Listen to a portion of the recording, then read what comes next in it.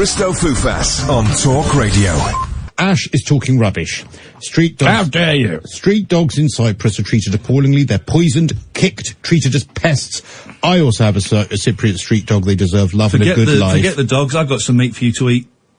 I don't know if I want to. You're a hungry boy. Come on, let's do it during the news. All right, thank you. Saving Pound Dog Cyprus, SPDC, is where I got mine, and this one has asked for a plug for that, and I will happily give that over, because that's where you get a lovely one. This is a cat-friendly area. Oh, he has got a lovely slab of meat for you. Look. There you go. It Look really at that. does. Stop. It's touching me. I can feel it. Thank you very much indeed to everyone contributing to tonight's programme. It's turned into chaos, but Iain Lee is coming up next. He's slapping it on the table. Come on, here. just hit the button, Sam. On Talk Radio. James isn't here, just because... The Late Night Alternative with Iain Lee on Talk Radio. We have ways. Now that's entertainment. Oh, come on, let it rattle your soul. Most of the arraignment for the most wanted criminal. The flag couldn't cover your tits, lying shivering on the prison floor. The flag's better of a turn of a kid. Stop the bleeding in your prison war. Stop the bleeding in your prison, the bleeding in your prison, the bleeding in your prison, the bleeding in your prison. We're bleeding in your prison, the bleeding in your prison, we're bleeding in your prison, your prison. Come on, let it rattle your soul. Come on, let it rattle your soul. Come on, let it rattle your soul. Come on, let it rattle your soul. Americans do no wrong. American get it right. American do no harm. American see the light. Come on, let it rattle your soul. Come on, let it rattle your soul. Come on, let it rattle your soul. Come on, let it rattle your soul. They couldn't cover your ass. Stark naked in your history class. The flag's better off used as a black hole. Used to hide the heart of your soul. Come on, let it rattle your soul. Come on, let it rattle your soul. Come on, let it Here we go!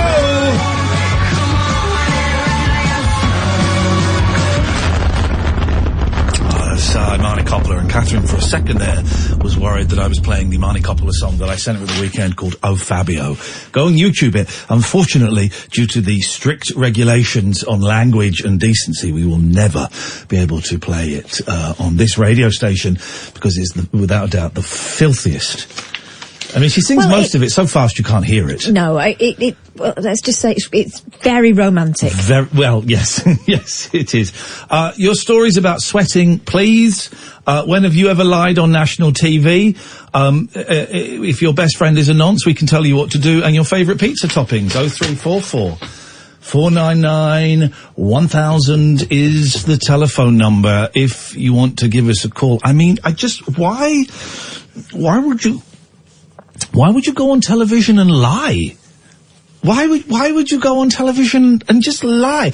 But the thing is, listen, I'm a liar, right? And one of my default settings is to lie. It's part of being an addict, part of being whatever. But my default setting is to lie. Even if I don't need to. For a long time, lies would come out of my mouth, right? And I'm really working on it, and I'm so much more honest now, to the point where now, sometimes my default setting is really interesting, right? To me, it is. You might find it boring. Who can switch off and go and listen to Tom Snorbrick talking about blooming politics?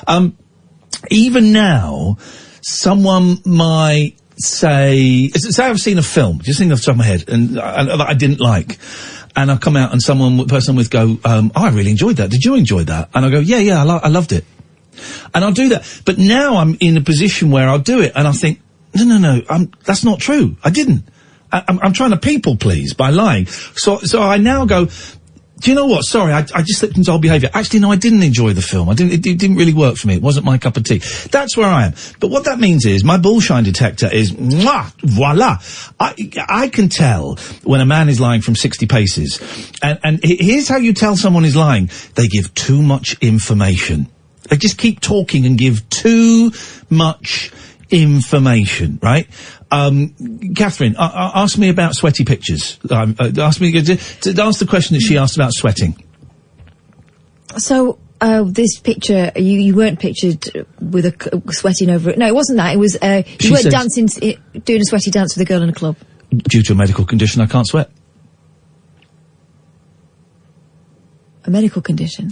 Yes, the medical condition, I can't sweat. And what is that medical condition? Don't know why you're focusing on that. What's your next question? Boom, you're done. That's it. But to go... That's an interesting point. I would like to go back to it, please. To go, this is what he did. He went, ha-ha! I have you there, Columbo. I have you. Aha! And watch as this house of cards tumbles to the floor. Because, you see, on the day in question, I wasn't able to sweat. Because I was shot at in the war, and like many soldiers, I had an adrenaline overload, and I can't sweat. I've been able to sweat recently because of some things I've done in the recent past. That's what he said. I can sweat now because of some things I've done in the recent past. Objection. Yes. There is such a condition. Yeah, he's not got it. He's talking out of his arse. No one's got it. I don't believe it. An adrenaline overload stops you sweating. Anhydrosis, it's called. In that case, everything Prince Andrew said on that show was truthful, and I apologise to Eugenie and Beatrice for slandering and libelling their father live on a late-night radio show. Bollocks. It's all bollocks. Then there's loads of pictures of him sweating. I know, that was unfortunate. I never sweat, and I'm not anyway suggesting this for a second, but the only time I ever sweated that much was when I was on GAC. That's the only thing that would make just water pour out of my bodies, because I was off my face on cocaine. Now, I'm not for a second suggesting he was doing that, but there is evidence of the man sweating. There's also evidence of the man hanging around with a nonce. What do we deduce from that? Too honourable. Too honourable. 4 days to break up with a paedophile, a child rapist. 4 days! And get this, they weren't even that close. It was his friend's boyfriend. 4 days to split up with a child rapist! My God! While staying at his house. My God, Miss Jones! My God, Miss Jones! Prince Edward, Miss Jones! I mean, I've not watched it, if I'm honest. I've just watched the clips on Twitter. I have. Yeah? Man. It's this year's Bros documentary, isn't it? I tweeted that, and loads of people got really angry. How dare you say that? How dare you say that? What, Bros was a serious piece of work? I predicted, and we could troll through the tapes, but I just simply cannot be bothered. I predicted when Harry met Meghan that the end of the royal family was nigh. She was going to be the one that broke up the royal family. And what did you base that on? Her being Too modern. Her being a divorced American. What was it? And the attention that she was getting even early doors, right? Modern, divorced American. She's divorced, isn't she? Yeah. I'm saying that. Modern, divorced American. With her own mind. Who doesn't know the royal game. Even British, even Diana, a Brit. A Lady Di, the Queen of Hearts, and it still upsets me talking about it, so I've got to try and get through this. She was more English than the family she married into. And she didn't know the rules. So sorry, rest in peace. So Meghan was never going to fit in. I didn't even have my eye on Andy. The royal family, once the Queen dies, and this isn't a threat, Your Majesty, but once the Queen dies, the dismantling of the royal family is going to happen, and it's going to happen pretty swiftly. While she's still alive, Andrew is her favourite, right? So and we've got Wren and we've got Noah on the line, we'll come to them shortly. While she is still alive, he will always be in her heart, right?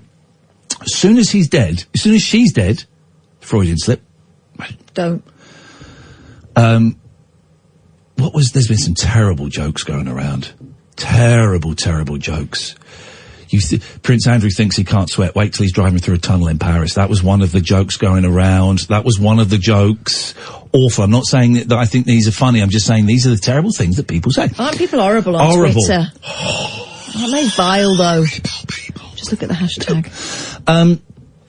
But the royal family, by 2 years after the Queen has died, the royal family will be William, Kate and their kids. That'll be it. About Charles? No.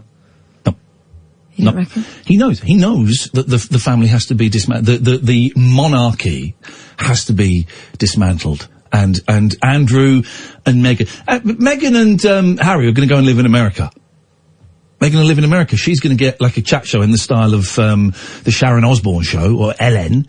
And Christ knows what he's going to do. He'll do whatever. So they're gone. They're out. They're done.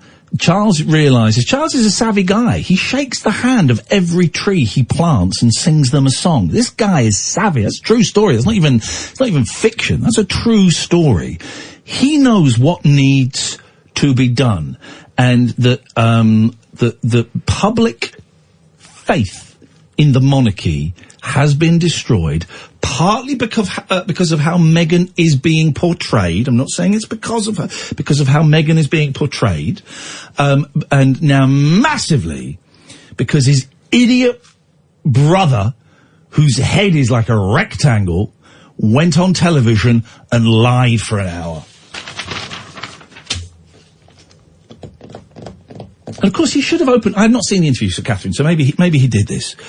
He should have said, it would start with Emily Maitlis going, Your Royal Highness, Emily, if I may, before we start, I will answer your questions as honestly as is possible for me, but more importantly than that, I just want to give my heartfelt apologies and thoughts to the victims of Epstein. Didn't happen. And the families of the victims. What that man did was unforgivable, was awful, and I offer my full support to those poor people. Emily, please, your first question. Did that happen? No. No! Because it wasn't about them, it was about him covering his beanhole. That's what it was about!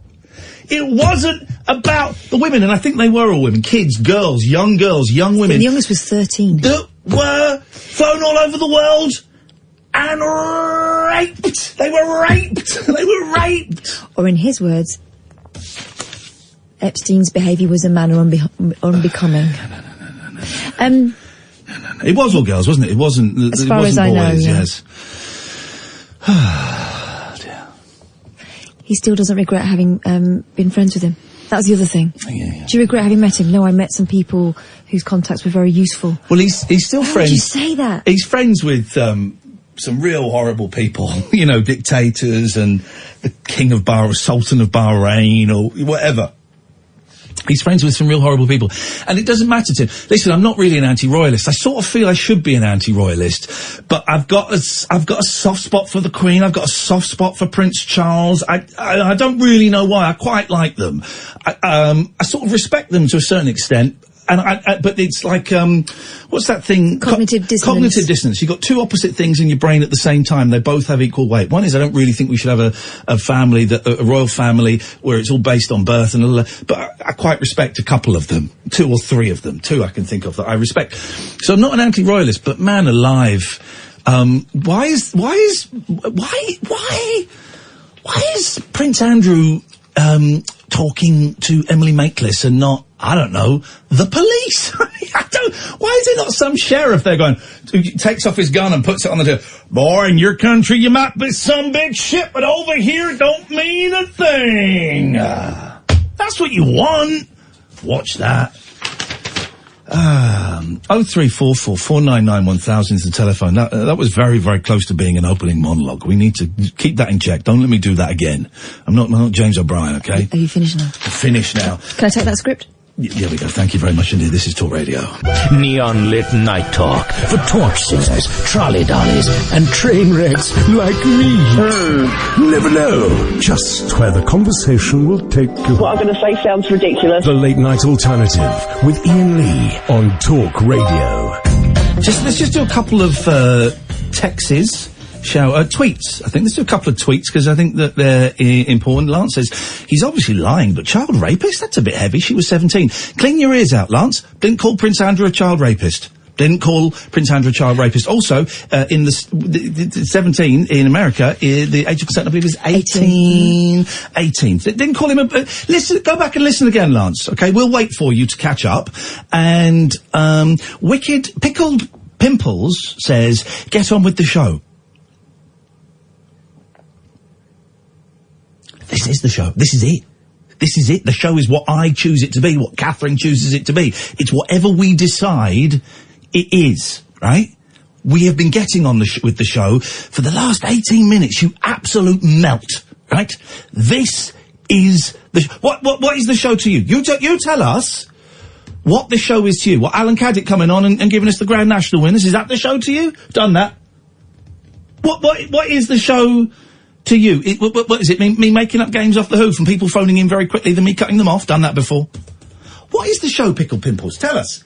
Why don't you call us up 0344 499 1000 at the proper KB and tell me what my show actually is, because I'm doing it now. I've looked at his tweets and replies, and they all seem to be to us or someone else at Talk Radio. So, tell me what the well, in that case, producing from home. Let's wait at the proper KB. Let's wait. You tell us what the show. We're just going to wait, everybody. Noah, Wren, Alistair, Mike, stay there. We're going to wait because the proper KB is going to tell me what my show is, because apparently I have 2 days off and I'm not doing the show properly. So let's just wait, everybody. Let's just wait. Let's play some nice waiting music while at the proper KB tells me what my show actually is. Here we go.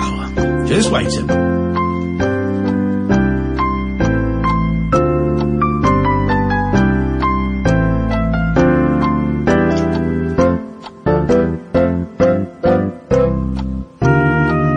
Still waiting at the proper KB. What is my show? Seem to be doing it wrong tonight, so please tell me.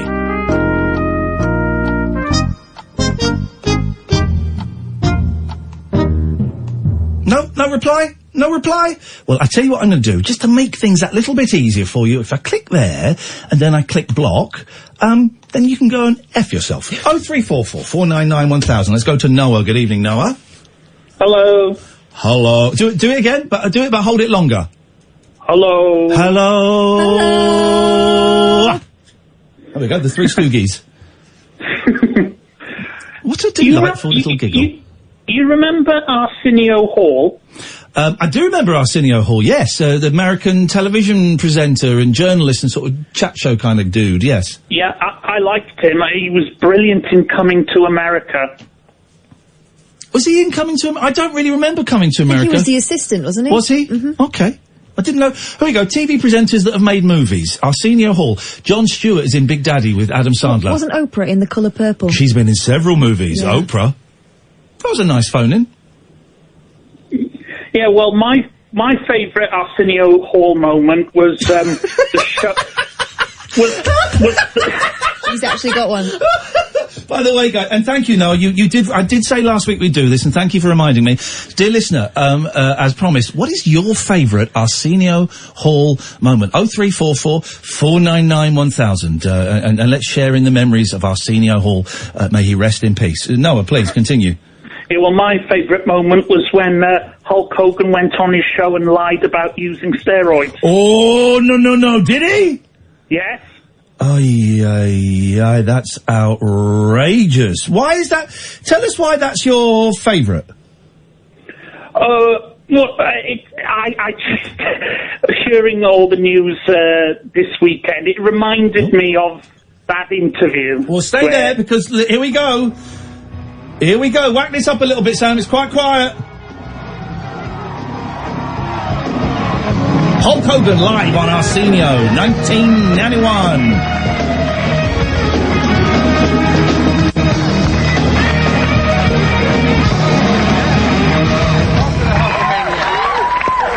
Hey, man, good to be here. I know you've come to talk business because you wore jeans. Yeah, kind of tight, though, man. There you go, you see. There was Hulk Hogan on the Arsenio Hall show. And just watching that now, even that short clip, has really brought home why it's so special.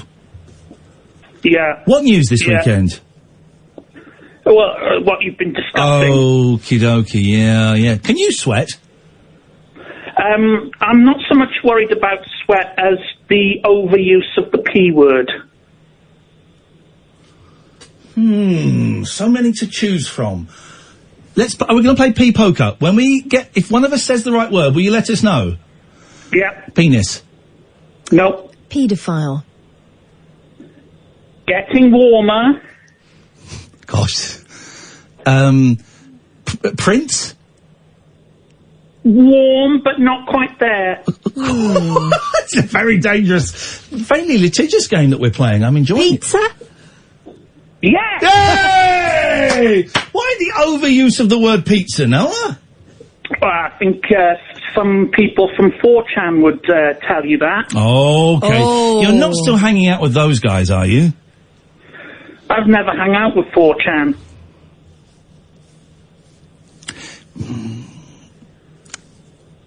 How much am I allowed to ask you? Or am I allowed to ask you nothing? Well, you've pretty much put the building blocks in place. It's now for you to assemble them in whatever order. No, forget that. How much am I allowed to ask you, Noah? Well, if you want my bank account details, the answer's no. I don't want to go that intimate. I thought you wanted to go a lot more intimate with a lot more people. Ooh, there we go. How much am I allowed to ask you? One question. Make it good. Okay.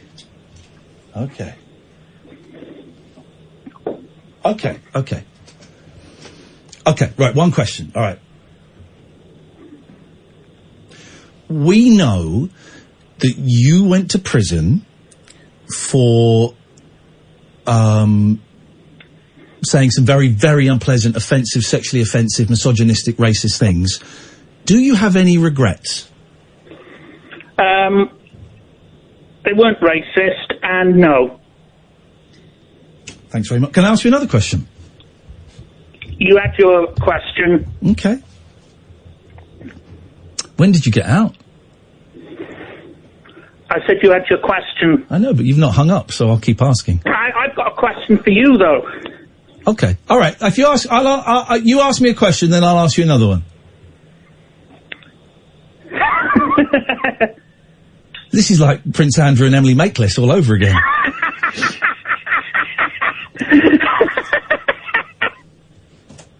There's an evil laugh if ever I have one. Go on. Oh, I've got to make this good. Yeah. Better than your one. Okay.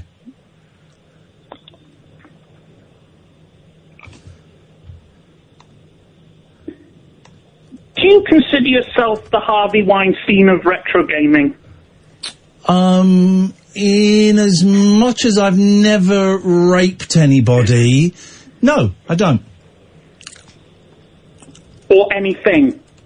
I've never raped anything or raped anybody, no. So, no.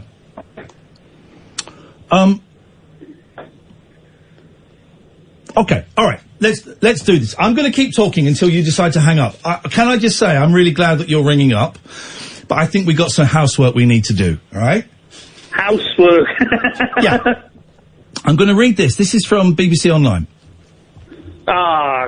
Not those liars. Tell me what is a lie.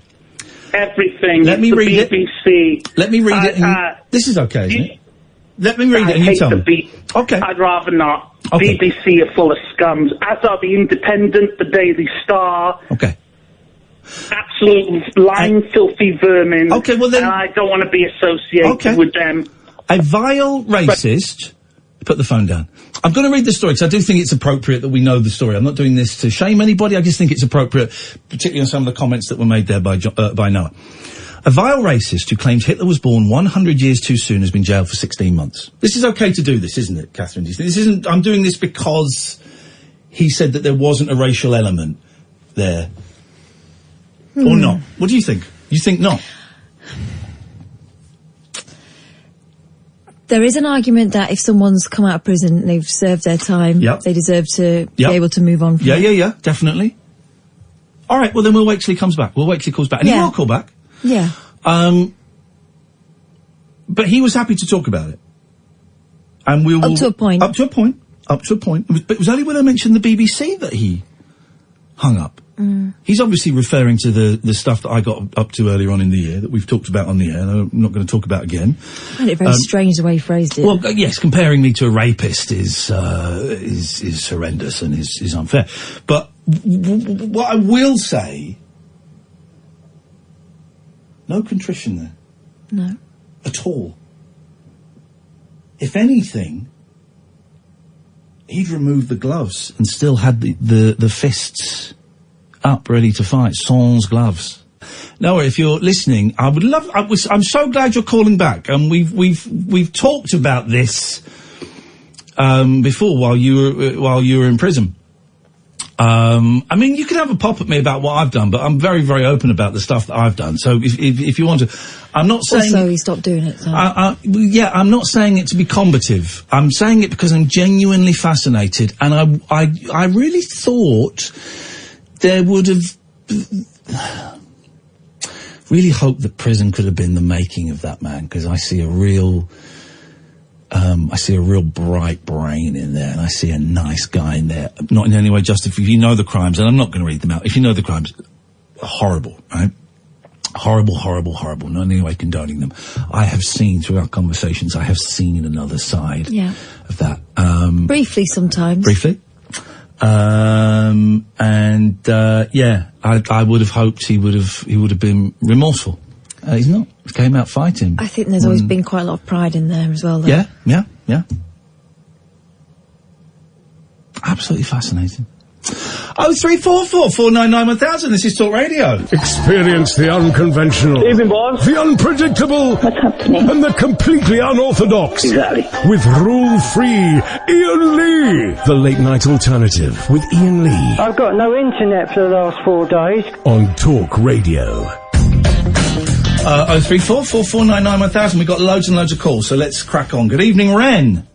Hello, how are you doing? Not great. What have you got for us?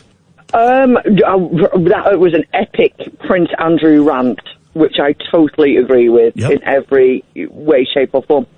But to look back on it, do you not think that maybe Andy was actually hung out to dry by the establishment? Go on, explain. Well, it strikes me that he was very coached in his answers, and his answers weren't great. And you could see the times when Emily Maitlis was talking to him, and he knew these questions were going to come up, but he didn't necessarily know which order they were going to come in. And there you see these curious missteps and an utter lack of empathy for the victims of Epstein. But what has that got to do with the establishment? That's just him. That's just the arrogance of someone who has never had anyone say no to him. Because there's another set of pictures which haven't been published in the mainstream media. Are you aware of them? Where can I see these pictures? Nobody can. Oh, Jesus, Wren. I'm not Wren. I'm not Wren. Do you know what? I'm not in... So you've seen them, have you? No, but I've Right, well, it sounds a bit like bollocks to me. I'm not buying this. So there are some pictures... Except the Sun published. So have they been published or not? They didn't publish the pictures, but they published the surroundings behind the pictures. You're grabbing at fantastical conspiracy theory nonsense. The press haven't got any time for Prince Andrew. If they had the pictures, they would print the pictures. They've all been after him. The press aren't trying to protect him now, saying, well done, that was a great job. If they had the pictures, they'd print the pictures. It depends on how much money was being asked for it. Oh, Wren, you live in a fantasy world. That's just simply not... You do. So there are these pictures that you've heard about that no one has ever seen, but because someone's paying a lot of money, they won't print them. Utter guff. Grow up. Well, I don't know. I mean, I do know. Right, show me the pictures, and then I'll possibly believe them, but even then I'll still question it. Iain, I'm on your side. I get... No, you're not. You're not. We are on very, very different sides. You're talking conspiracy theory nonsense. I want to talk fact. Okay, so there's a problem with the interview itself. Did you see it? I mean, the fact is that it was taking place in Buckingham Palace. Now, surely the Queen has got to give her assent to that. Yes, she did. Consent. And then he comes out with that utter guff. Yeah. All you're doing is highlighting that the man is stupid and a bad liar, not that it's an establishment hanging him out to dry. I don't really know where to go from this. I'm trying to help, but it's just... Well, but you're not saying anything. You need I don't really need help, but also you're not saying anything. You've. Let's put the pictures to one side, because that's fantasy nonsense that 12-year-old kids like to think that everybody's got this. I'm not saying that at all. No, I'm saying that 12-year-old kids who like to believe everything they read on Twitter and the internet are hanging on to truth. Those pictures, they don't exist. All right, so forget those. Okay, so it was recording in Buckingham Palace. So what? The people, the guards had their guns pointed at Emily Maitlis? What are you saying? What I'm saying is, I think quite clearly that Andrew is as guilty as a puppy sitting next to a pile of poo, and you've got the Queen saying, yeah, that's the case. No, hang on. I would say he's guilty of lying. We don't know he's guilty of anything else, and we certainly wouldn't want to suggest he's guilty of anything else on this show. But it was a very poor performance, but he's the Queen's favourite. Yes. I was watching The Crown the other day about the Aberfan disaster. Have you seen that particular episode? Of The Crown? No. Yeah, and it really shocked me actually, because she's talking to Harold Wilson and she's saying she doesn't want to go to Aberfan after the disaster. Right, you know The Crown. So I'm really sorry. No. I'm not going to allow you to cite your history from a drama on Netflix. I would like facts, not something inspired by true events, all right? Well, this is the problem, isn't it? Is that how do we define what facts are? Well, a fact is something that actually happened. The Crown is not something that actually happened. It's a drama series for the slow of thinking to think they've got some personal involvement with royalty. Except no, that's what it is. Except the Queen has done this thing before. She did it with Diana's death. What did she do with Diana's death? She didn't come down to London when people wanted to see her. Why should she? Because she's the Queen. Well, why should she? Her daughter-in-law got killed in a car crash. Her daughter-in-law was killed in a car crash. Yes, Think of it that way. Think of it that way. In human terms.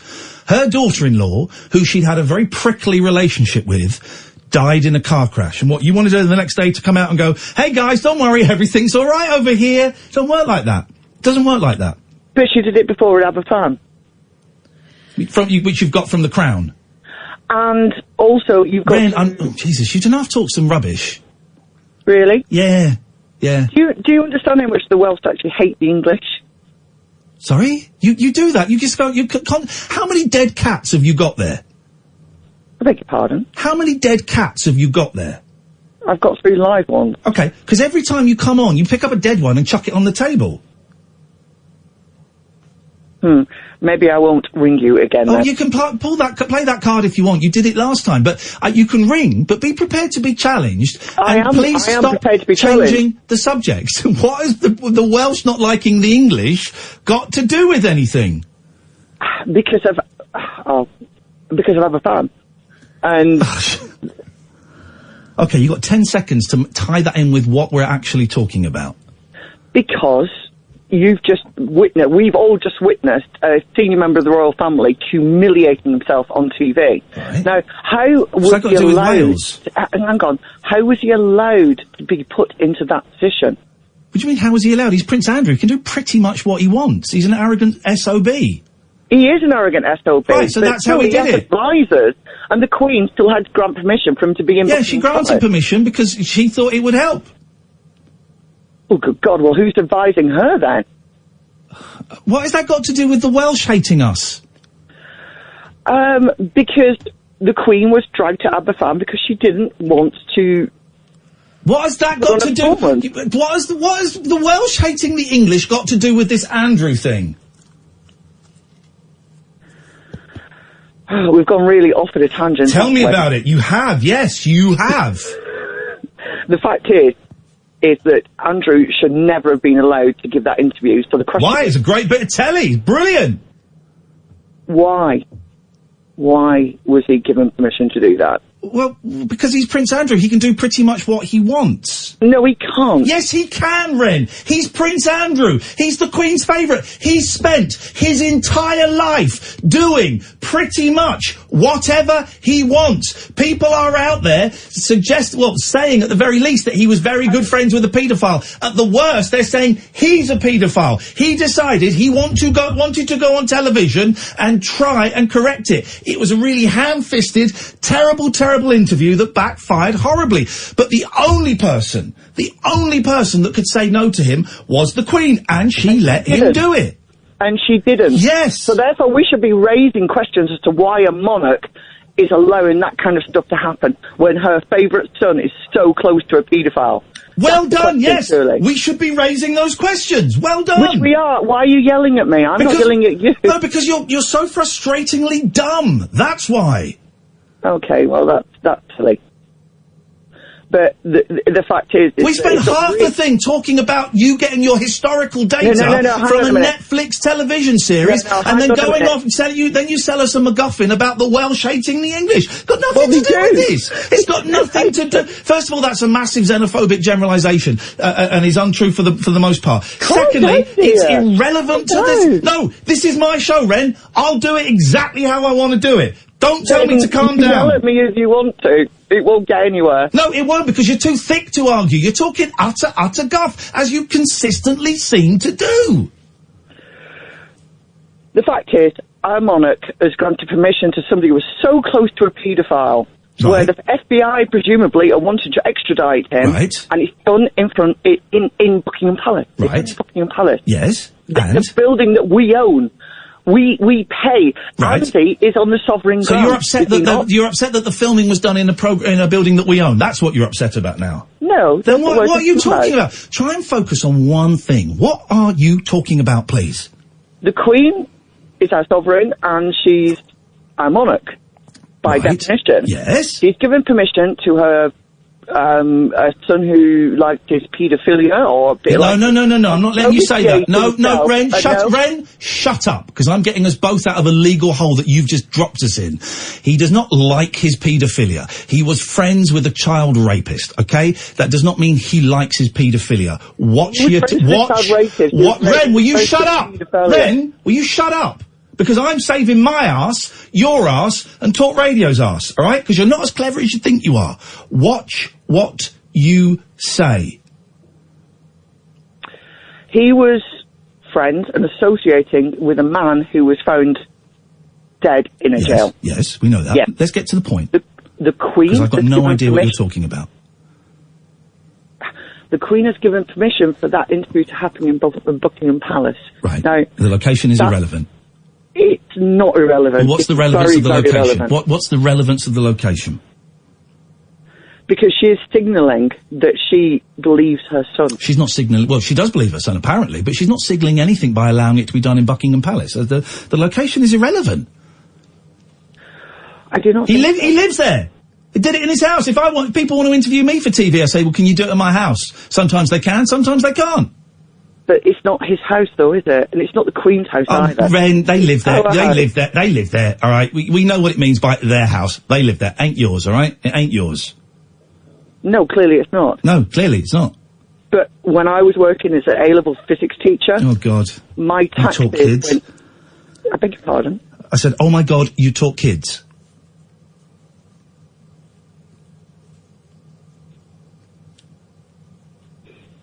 Yeah, I did.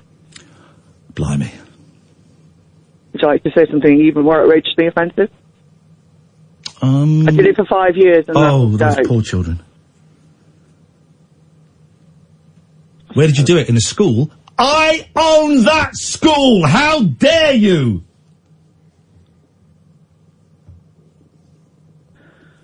I told those children A-level physics. In a school, which I own. Get out of there. How dare you? That means the headmaster is implicitly giving you permission to spout stuff that goes against the Bible. You see what I mean? The location's irrelevant. It's irrelevant. It's a MacGuffin. It's a wild goose chase. Nothing to do with it whatsoever. Did we get to the point of this call? No, well... Okay, thanks very much. 0344 499 1000. This is Talk Radio. The radio show where the owls are not what they seem. Do you or have you ever watched Twin Peaks? The Late Night Alternative with Iain Lee. We could be dreaming and meeting each other in our dreams. On Talk Radio.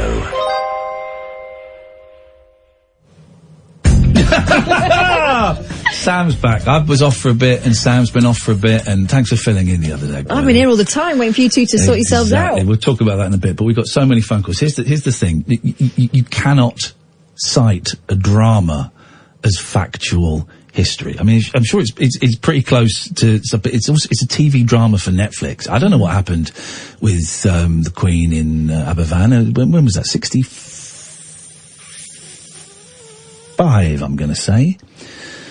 64 or 65. Terrible tragedy, wasn't it? It was the landslide onto a primary school. Awful.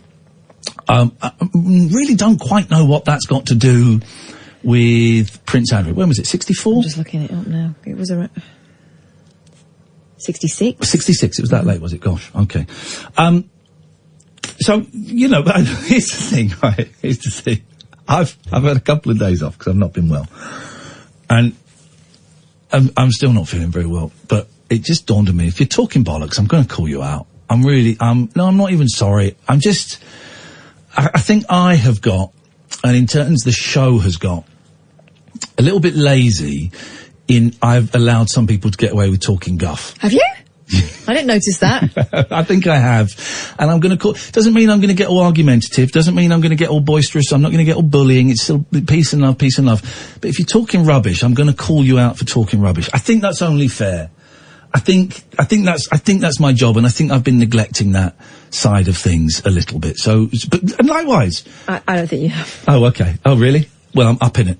Let's go to Tyrell. Good evening, Tyrell. Hi, Ian. Hi, Kath. Hey, Tyrell. What you got for us? I phoned you. Well, I phoned last week about the sighting the ghost at school. And the what? Oh, the ghost with the eyes, the kid looking at the notice board with no eyes. Yeah. But the reason I'm ringing tonight is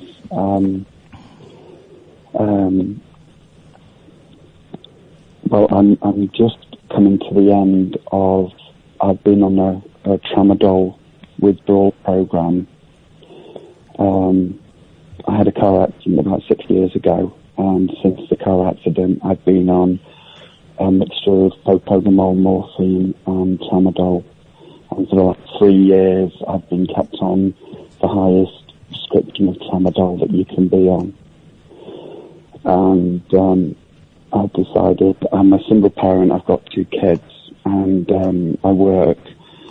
And I found that I was totally destabilized by the tramadol. I was basically living as if I was in a waking coma. And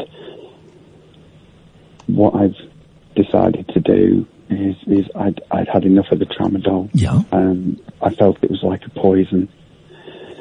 And, my favourite Arsenio Hall moment, by the way, is in Coming to America, which I thought he was brilliant in that. Yes, man! It's a great phone-in. It's a great phoning set by a racist. What's your favourite Arsenio Hall moment? 0344 499 1000. Anyway, back to Tyrell. What else you were saying? Yeah, I just wanted to get it out there to people who are in a similar situation to me, who've been put onto prescription drugs by doctors. Really in a situation to keep them down. Well, no, I'm going to interrupt you there, and I'm going to stop you there. No, I can't really allow you. So I'm on prescription medication prescribed by a doctor. My advice is listen to your doctor. Continually question your doctor if you're unhappy or unsure, or you feel that you're using the medication not for the purpose for which it was intended. But no. Listen to your doctor. I'm glad that you are breaking free.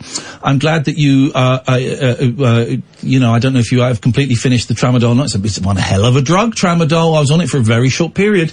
But you do have to listen to your doctor, and also discuss with your doctor any concerns that you may have about prolonged use. I'm surprised they kept you on it for 6 years, did you say?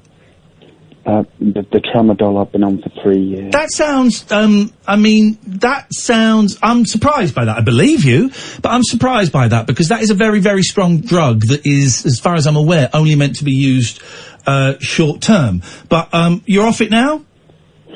Well, what I've done is, for the sake of the kids, you're supposed to be on a withdrawal for about 3 months where they reduce the... Yes. The thing, but I've done it in a month. Oh. The reason being because just trust me 1 second, Ian. Okay. And I really believe, and my willpower has come through to the point that I've been able to do it, and it's been hard. When did you last take your tramadol? 6 o'clock tonight. This is my last week. And how you? And you're feeling okay? I'm not so edgy now. Now it's in my system. When was it? So you took one at 6 o'clock. When was the one before that you took? 6 a.m. Right. And how are you feeling at, let's say, 4 p.m. this afternoon? Well, at 2 o'clock this afternoon, I was fast asleep because when my body goes into withdrawal, I become very passive and very sleepy.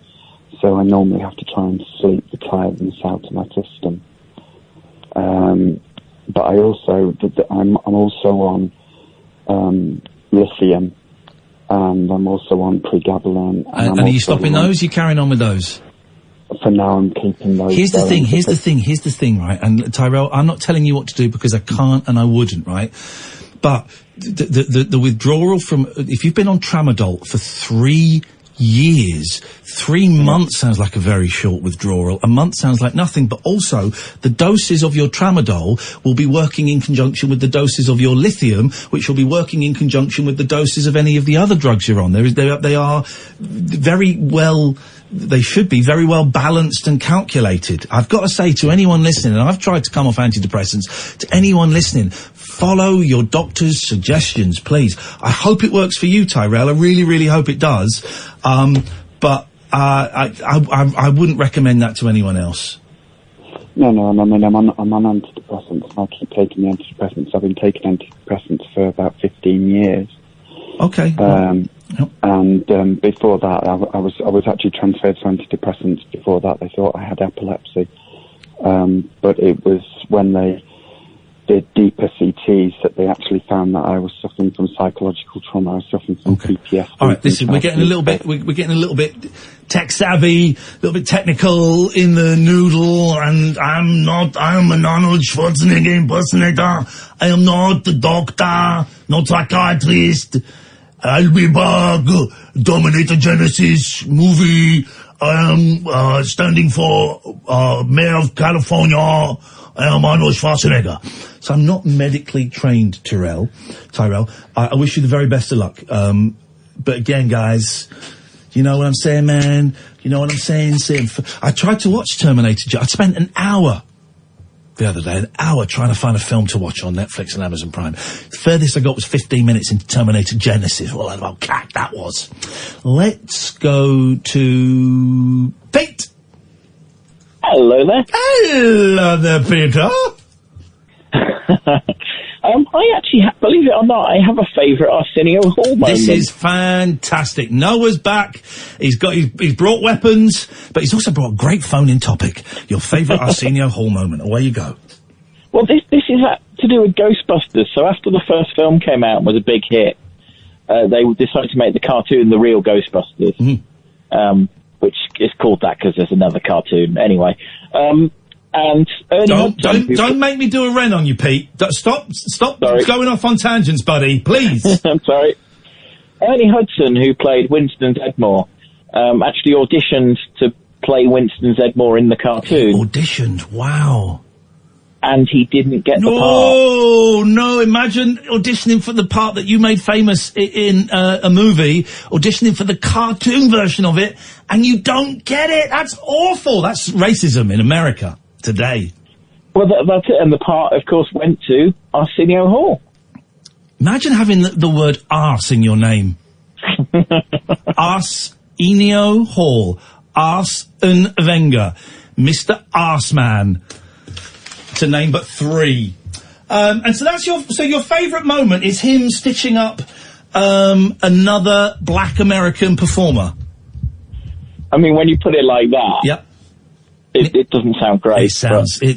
Yes, that is doggy dog in the movie one business. of my best stories. So, Pete, thank you very much indeed. Can you give us a little? I know you. Listen, we're going off on topic here a little bit.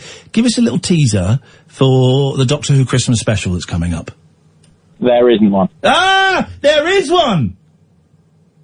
There's not one. There is one, and that's why you're not the Now tell us who got fired in last week's Apprentice. There's a New Year's special. Shut up. Tell me who got fired in last week's Apprentice. Oh, it was thingy. Yeah, and that's why you're the Apprentice correspondent and not the Doctor Who correspondent. So please, mate. He's not. Please. Special. Please, mate. Stop bitching on Twitter. Stop phoning. Shut up. Shut up. There's a Big Finish audio. Stop. Which is the Doctor Who Christmas special. Honestly, me and Kath had such a nice chat. Yeah, I know. I heard. And I'm going to kick him so hard up his TARDIS in a minute. He'll disappear. His time and relative dimensions and space will be broken. I'm gonna break your chameleon circuit in a minute. That's a joke for Doctor Who fans. It's dimension in space, not dimensions. You can let him talk to you like that. I'm gonna get K9 and shove him down the hole in your penis now. Already there, mate. Already there. Yeah, disgusting. Disgusting. But absolutely disgusting. Apologies to any young people listening. K9 is not in his penis. It's Doctor Who Sonic Screwdriver is in there. And he's loving it.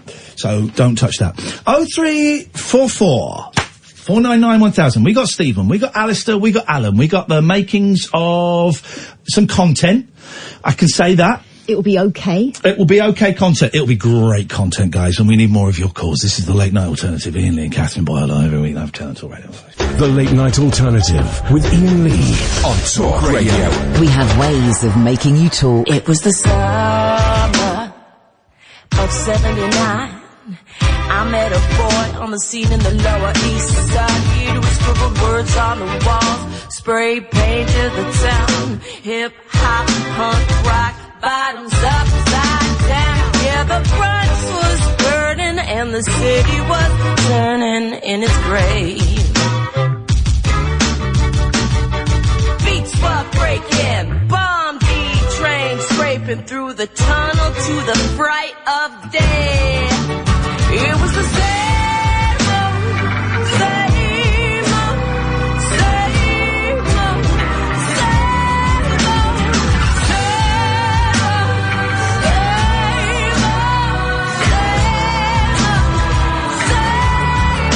It was the autumn 2006. CBGB's closed the curtain, final act Patti Smith. Towers collapsed, the compact disc was obsolete. Boredom is the birthplace of creativity. He stayed in his bedroom with his MacBook Pro. 9/11, Great Recession dwarfed the planet Pluto. Stop and frisk raise the risk for mainly blacks and Latinos. Hey,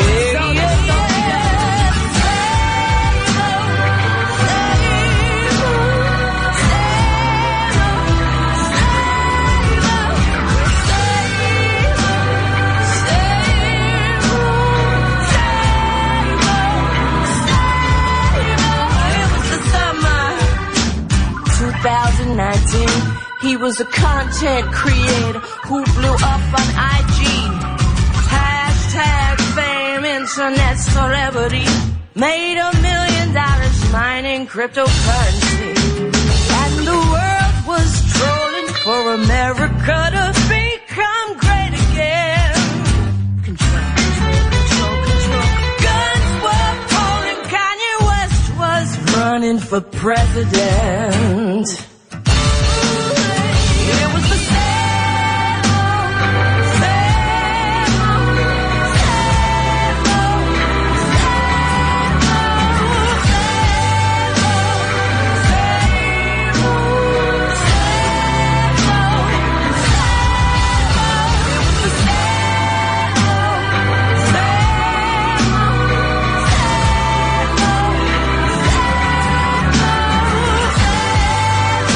Here we go.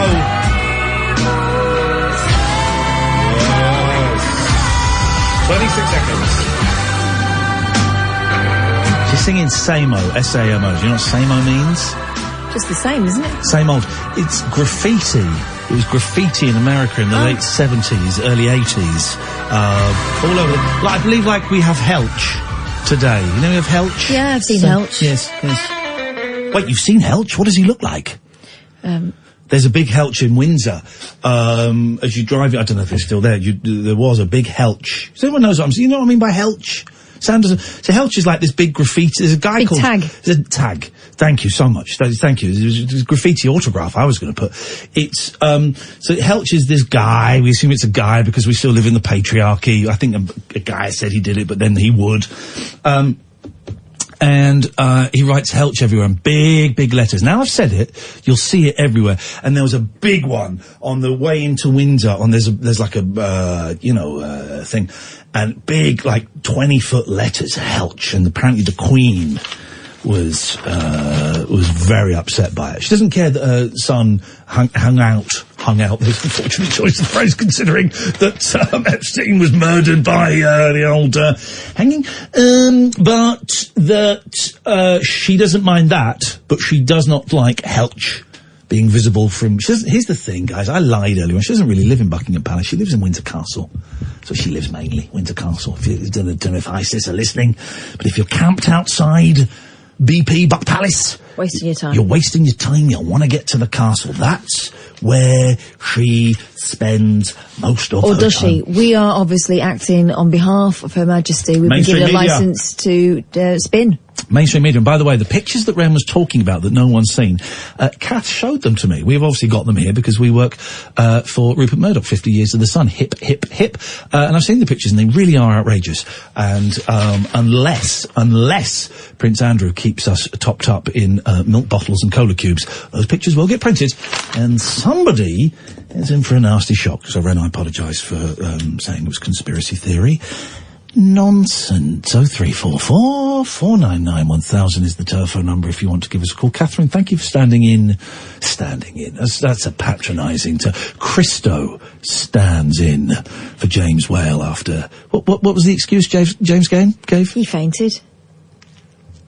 He fainted and banged his head. He fainted and he fell over and he banged the back of his head. Backside. Because... Backside, interesting choice of words. Because if I faint and fall, fainting, I'm going to fall forwards and my head is going to clip the table, I'm going to clip myself there. What if he fell over something? Well, what if he bounced backwards? The only thing I could think of... Did they check his knees for grass stains? I don't know, Quincy. The only thing I can think of is someone giving a blow to the back of the head. Gosh. He's someone... And then someone gives him a blow to the back of the head. So why would they do that? That's very dangerous. Very dangerous. Very, very dangerous indeed. So, I'm just suspicious. Let me... this out of context doesn't really mean anything, but... I love this clip so much of you know the Larry Sanders Show. I've got them on DVD and I got about halfway through season 2. I mean, this is Larry Sanders talking to Hank. Apropos, not anything to do with what we just talked about. Make fun of her. Okay. Whack it up. I'm sorry. No, in fact, why don't you just laugh in my face? I mean, you might as well do it now. You and Artie do it every time I turn my back. That is not true, Hank. She was half the judge! Now there's just one of them! So she is a judge! She is a single judge! Mother was ill. Comical about that. Got it. It was a back tooth, Hank. There we go. I forgot there was an F-bomb in there. Made me feel alive. Made you feel alive, Sam? Certainly made you feel alive, Catherine. Gave me a right old jolt, yes. Thanks for... coming to work. Is what I did. I didn't. I couldn't do it. That's all right. I couldn't do it. Felt terrible last week. Still feel terrible. Here's the thing. I still feel terrible, man. Still feel terrible. But what you can do? I've got bills to pay. You know, I got bills. I got bills. They're multiplying. And I'm losing control. Is the power you're supplying. It's electrifying. Anyway, I think 2 days off was a good call. Oh, I could do with more. Honestly, I could have done with more. I just can't afford it. And I need the money, man. I got 5 cats. I got 5 cats now, Sam. Did you know that? I got 2 more cats. 5 cats. So I need the money. But here's the thing. I'm very lucky that I have a boss that I can say I'm feeling really lousy, and he says, "Fine. How long do you need off? By the way, here's a number that this company, that the News Corps has. If you want to phone them up for help, you can phone them up." All I did Thursday and Friday was sit around. Thursday, Friday, Saturday, Sunday was sit around, just be miserable. Slept a lot. Cried quite a bit. I'm going to be honest, I got quite good at Call of Duty Modern Warfare, CODMW, I like to call it for short. Won a couple of games online. And generally pondered the whole pointlessness of existence and here's the question. This isn't like a phone in. I'm just Alistair and Alan all come to me. I explain why I was off. It's just what am I? What am I? What is this? What is this? It was that, man. It was a real, what is this radio show? What is my life? What is my relationship with you? What is my relationship with the kids? What would make me happy? What is not making me happy? And it was heavy. So Thursday I didn't do anything. Friday I had to go and pick the kids up, but I spent, and this sounds awful, I don't care if it sounds awful to you, it's what I had to do. So when you go and get stuff, I spent the shortest amount of time that I possibly could with the kids. I picked them up and the babysitter came and I went. And I didn't go and watch them play football. I had a terrible cold anyway, so I didn't, so there was Saturday. Oh, you came round, you brought your kids round? Yeah. And cooked me some food, which was nice. We annoyed you for 2 hours. No, it was nice. And then I just played games. I don't think I even watched movies Sunday. You watched Bruce Lee? I watched some Bruce Lee rip-offs on Sunday. Went to an NA meeting and I came back. I just played a lot of hanging out with kittens. A lot of hanging out with George and Patty. But just feeling awful. Awful. And I feel awful now. Right? Like really awful. But what are you going to do, man? Well, here's the thing. I'm great at faking it, man. I'm great at faking it and going, yeah, man, I'm not always great. I don't always go right. But that's the thing I've learned is to go, all right, let's do the show. But I'm full of anxiety. Anxiety is never normally my thing as well. It's normally depression, but anxiety, very anxious, worrying about money and work and, my position in society. But the anxiety's flitting about, isn't it, trying to find somewhere to land? Oh, I clipped my wing mirror. Last time I damaged wing mirror, it cost me 420 quid to replace it. I'm getting anxious about that. I'm getting anxious about money. Money is a very big worry at the moment, even though it shouldn't be.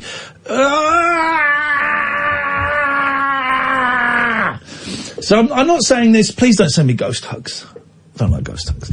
I'm not saying this to garner sympathy. I'm not saying this so that you phone in and go, we think you're great, Iain, and we just want to say you're shot. No, it's not why I'm doing it.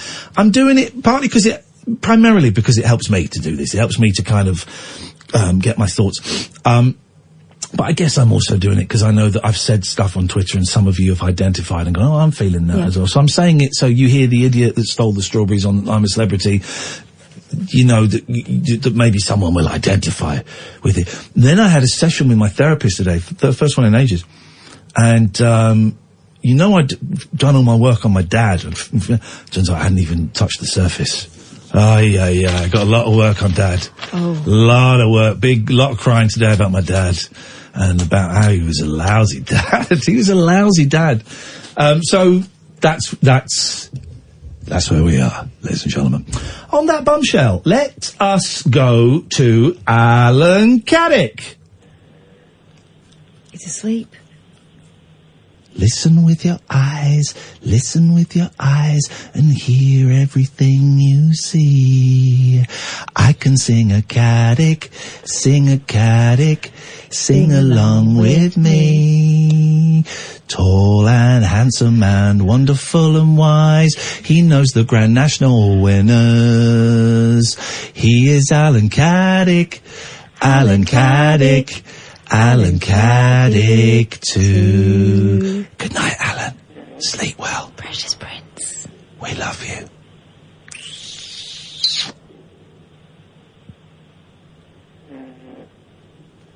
The Late Night Alternative with Iain Lee on Talk Radio.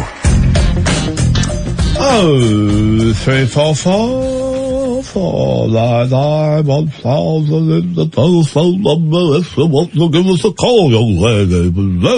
Welcome to give us a call. Who's that? It's not Brian Walden. It sounds like someone though. Started out Winston Churchill. Well, and young descended. lady, it'll be very nice. Oh God, I know it's Cyril Smith. Right, move on. Stop. Move on. Alistair! I thought it sounded a bit like Jimmy Savile towards the Well, neither of those gentlemen are Britain's favourites anymore. Alistair! Hi, how you doing? Well, I know you're not Jimmy Savile's well. more. Now then, is that? No. He's in the. Jimmy Savile is in the jowls. Anyway. Yeah. I'm going to give you a virtual hug. Both of you over the line. Oh, God. Say, I love you guys. Hey, Alistair.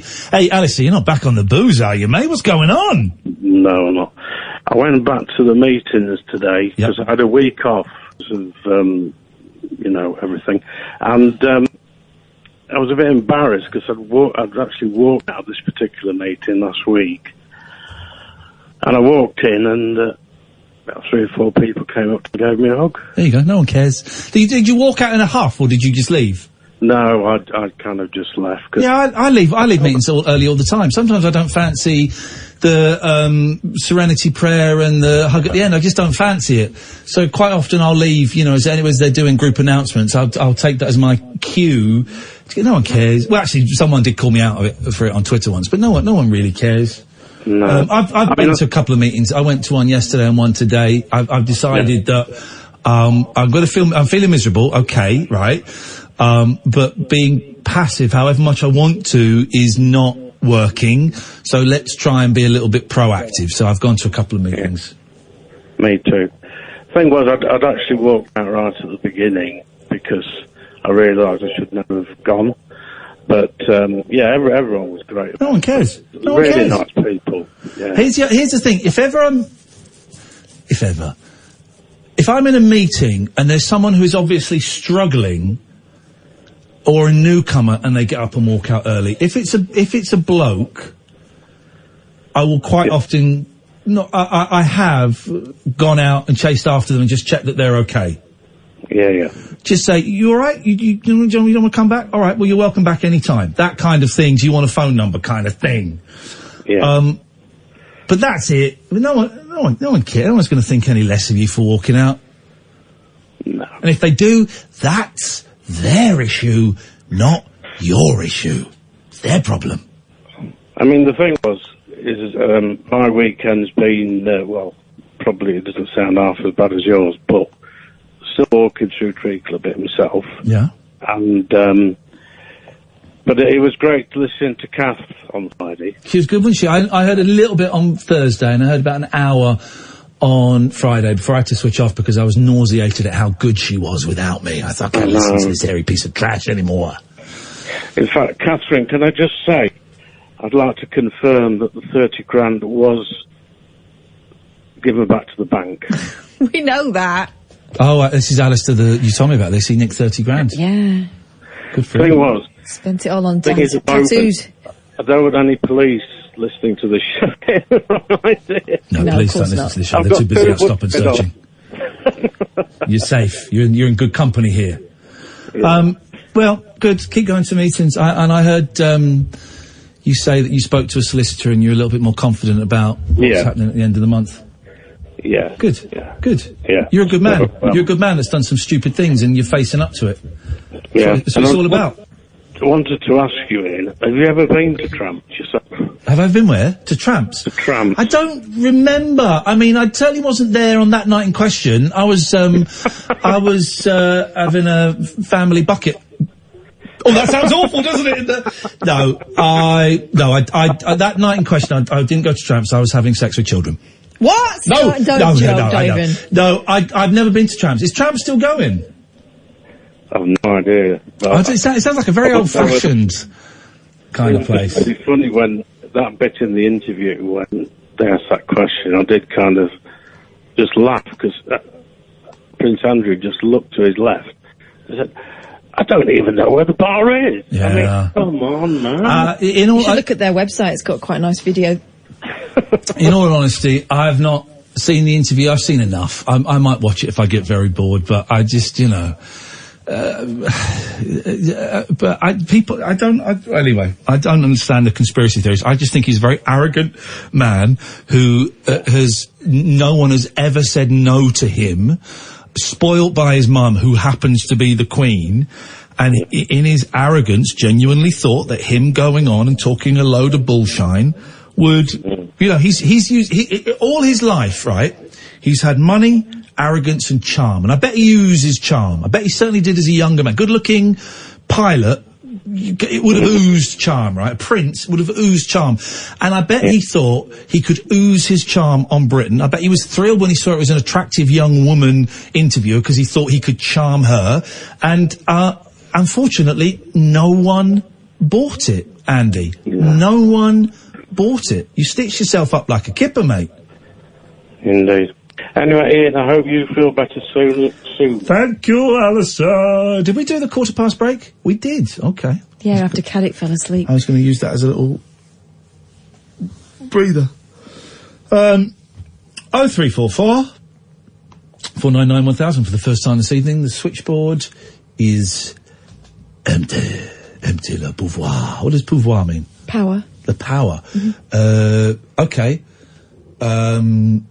J'aime la pouvoir. Who am I doing an impression of? Who am I being in French? J'aime la pouvoir. I like power. J'habite la pouvoir. I live in power. No. How do you say I have? J'ai. J'ai le pouvoir. He-Man. There we go. No, en français?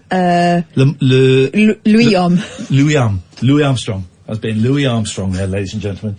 You do an impression of someone in French and I'll work it out. Okay, hang on. Your turn next, Sam. Je retournerai. Terminator, Arnold Schwarzenegger, I'll be back. Okay. Sam, it's going to be Sam's turn now. Sam is pretending he's taking a phone call. But we're going to ask Sam. You can phone in with this. This is a fun game. Phone in and do an impression of someone, but it's got to be in French, and it can't be in their voice. Okay. Look at him, pretending he's trying to get hold of Stephen from Glasgow again. Why? He keeps phoning up. Put the phone down. He'll ring up. He'll ring we'll up. Pick it up. He wants to. Stephen, phone us up. We can't get you back. Sam, could you do an impression of someone en français, s'il vous plaît, monsieur? No. What do you mean, no? Oh, is that it? Oh! No. No. Who says no? Doctor, no. The doctor, no. Sorry? Do you want me to do one? Yeah, go on. Je n'ai pas besoin de l'argent. Une motame? Je n'ai pas besoin de l'argent. I don't know. I don't need. I don't need no badges. No. L'argent. Agent. No. Argent. L'argent. I don't need any money. I don't need the money. I don't need the money, babe. Who's that? Gemma Collins. Oh, God. Let me take Stephen, because Stephen's going to get a biff on the old nose. Stephen, you're live on Talk Radio. What's your problem, man? Yeah, hello. What? He's tried to call you back about 15 times. What's going on? I keep seeing you on my screen and then you disappear. God, What go on? I'm sorry, all concerned. Anyway. We're worried about you. We're worried about you, Steve. I omitted a few details from the other nights that I'd called you. I'd been hanging about in a really rough part of Royston. Okay. Now, try to score some drugs. But they were Valium drugs. They were street Valium. They were still illegal, and they could still... Okay, I'm going to ask you to just fast forward the story ever so slightly past the standing on street corners trying to score drugs, and I'll tell you why. It's completely selfish. I'm finding it quite triggering. So let's just fast forward past that. So you've got the drugs. Right. Now what? Right. Now I take a handful of them, and I can't remember what the hell from opening my front door to lying on my bed. Wow. It's When did this happen? When did this happen? This happened when I got less addictive to the heroin than I get. Okay. When did you buy these? When did you buy these drugs? Was it today? Oh no! This was a week and a bit ago. At least 2 weeks Why? ago. And why are you telling me? I'm telling you because I got drugged. Because I got mugged. £70, my mobile phone, my iPhone that I'd spent. It was a fully reconditioned, and it cost me £375. Imagine the street Valium you could have bought with that, and you bought a phone. Well, who mugged you? The dealer. It was. No. Why did you take a £300 phone when you were going to a rough part of town to score drugs? They knew me. They knew of me, and they knew that was my. Here's the thing. Here's the thing. When drug addiction is involved, madness follows. And if you were not addicted to drugs, you would not have got mugged. It's that simple, isn't it? It's that simple. Yeah, If you hadn't been standing on that street corner, you wouldn't have. You'd still have your telephone. I even try and leave it a couple of days, so that if anybody sees any pattern to my, scoring or. Oh, I used to have two dealers. I used to have two main coke dealers.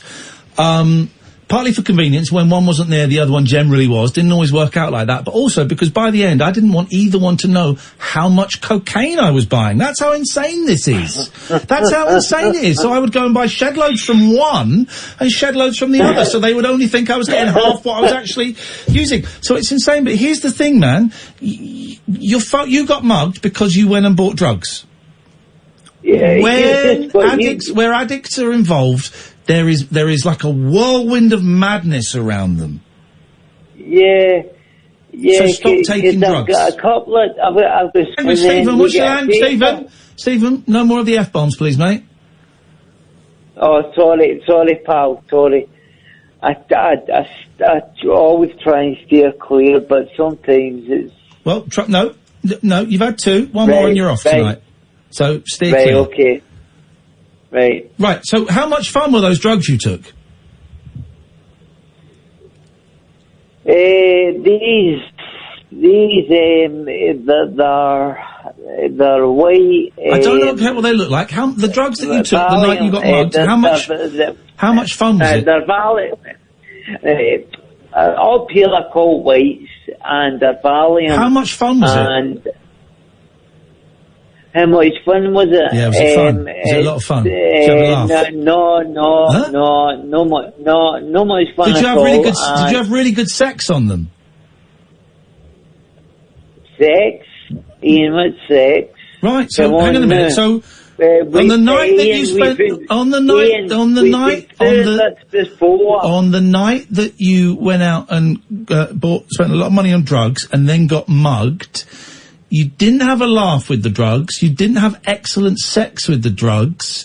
Did you, create something? Did you write a song or write a book or something on these drugs? No. So, what a waste of your life. They make me feel less nervous. My doctor won't prescribe them. Good. Because you're an addict. Stephen, I don't know what I can do. Here's the problem, right?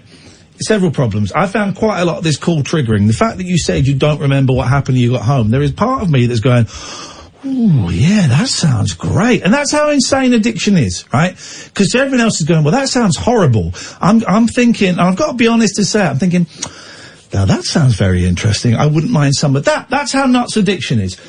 But why? So I have to be careful personally because I find some of what you're saying very triggering, and by that I mean it makes me salivate, right, for drugs, which I don't want. Why are you going into so much detail to me? And I'm not telling you not to. I just want to know why you're going into so much detail about drugs with me. Why are you telling me? Right. Iain, I class you as a... No. I want you to answer my question. Why are you telling me, in really specific detail, your drug stories? Would you rather or not, then? Is that what you're saying? No. What I'm saying is, and listen, I'm being very specific in my words. What I'm saying is, why are you telling me in really specific detail your drug stories? Why are you telling me? Because all my old friends have got work, and really well paid work. So have I've got really well paid work. So I don't envious. What? You're envious of them. Real envious. You're envious of them. Yeah. Right. Yeah. Okay. I've got a really well paid job. So I don't quite get that point. Why do you feel the need to tell me about your drug use? I don't understand. Are you doing it... All right. Are you doing it to show off? Are you doing it... I'm not sure. Iain, if I was a show-off, I'd be up every night phoning you. What was that, an F? No, okay. All right. So you're not doing it to... I'm just asking, right? I'm not in any way judging, I'm just asking. So you're not doing it to show off. Are you doing it... because are you telling me because you want help stopping? I've got 2 leads of support that can easily help me. So what? Okay, so that's not the reason. So why are you telling me? I really can't work it out. Why you're phoning up and telling me this? Am I the only one that phones up and talks about... You're the only one that goes into such specific detail about scoring street Valium and then being mugged, yes. Yeah. And I'm not criticising you, I'm not shaming you, I just don't know why you're doing it. The mugging was just a real shock, and it was... I just don't know why you're telling me about your drug use. I'll stop that then, right, Iain. If that's what you heard, then that's on you. That's not what I said. But if that's what you heard, right. I just want to know why. Why you're telling me? Because I don't know why. In my head, I think that you are somehow asking me to tell you how to stop taking drugs. But actually, I'm not sure that is what you're saying.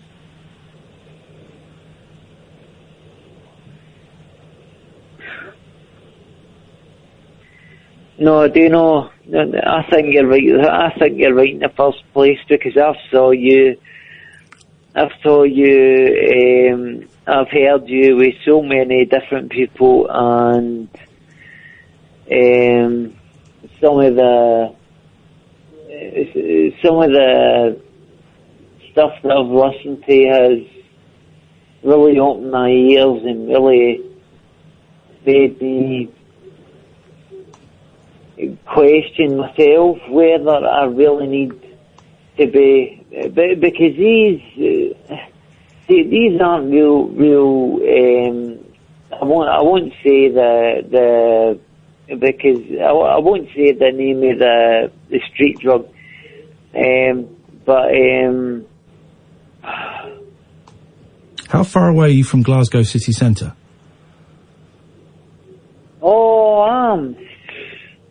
Let's see, I like a good walk. A good walk? It takes me about 40 minutes. Okay, well listen, you're in luck, man, because there's 1, 2, 3, 4, 5, 6, 7, 8, 9, 10, 11, 12. There's about 40 NA meetings in Glasgow. Is that right? Aye. So let's see. Okay, so let me go to Tuesday. There is 1, 2, 3, 4, 5, 6, 7, 8. There's 8 meetings in Glasgow on Tuesday. So let me just throw a few places out to you. Tuesday. Right. It's tomorrow. So, are you near anywhere? Are you anywhere near? A pen. Hang on. No, don't worry. Don't forget the pen for the minute. Right. Are you anywhere near Partick Bridge Street? Anywhere. Sorry. Partick Bridge Street. A lot of the streets have changed, Iain. I suppose I could ask. I could make my way down there and ask. And Well, here, let me read these places out to you, and you tell me if any of these ring a bell, right? So there's St Simon's Church in Partick Bridge Street in Partick. There's the Lodging House Mission on East Campbell Street. That's a women's meeting, you can't go there. There's St Convol's Chapel Hall on Hapland Road in Pollock. Oh, I don't know about that. There's Patrick Berg Hall in Partick. There's the Wind Centre, WYND, 6 School Wind in Paisley. And there's the Crypt Holy Cross Church in Govan Hill, is that how you say it? Govan Hill? Govan Hill. Govan Hill, is that near you? No, really, no. There's St Benedict's Church in Westerhouse Street, and that's the last one on the Tuesday.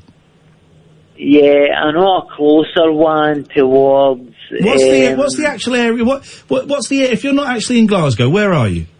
Don't give me the street, but just tell me the area name. North Glasgow. North Glasgow. What would be?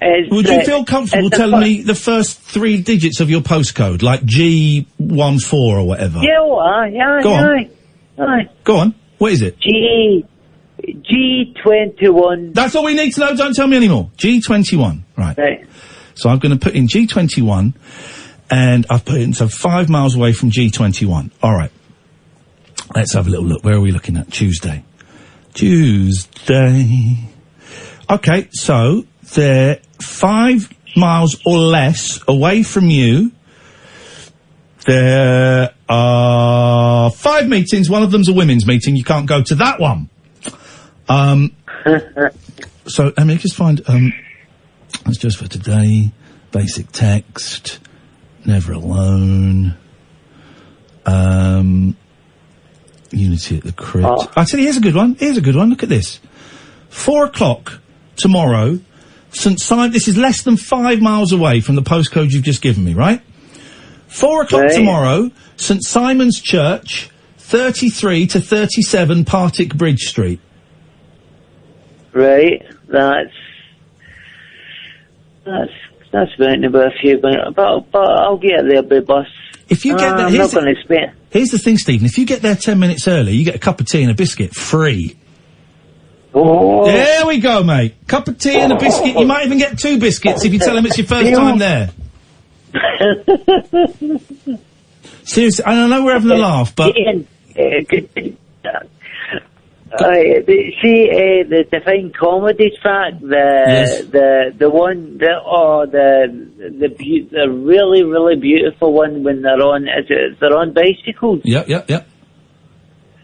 Could you play that sometime in the next week? I will play it sometime in the next year. Stephen, go to the NA website, right? Go and find a meeting. There's loads near you, man. There's loads in Glasgow. Glasgow's got really good recovery. Really good. There's not everywhere's got as many meetings as that.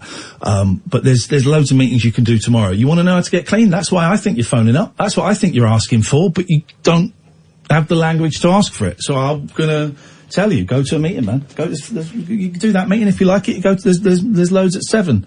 The rest of them at 7:30 that night. So go to a meeting, Stephen.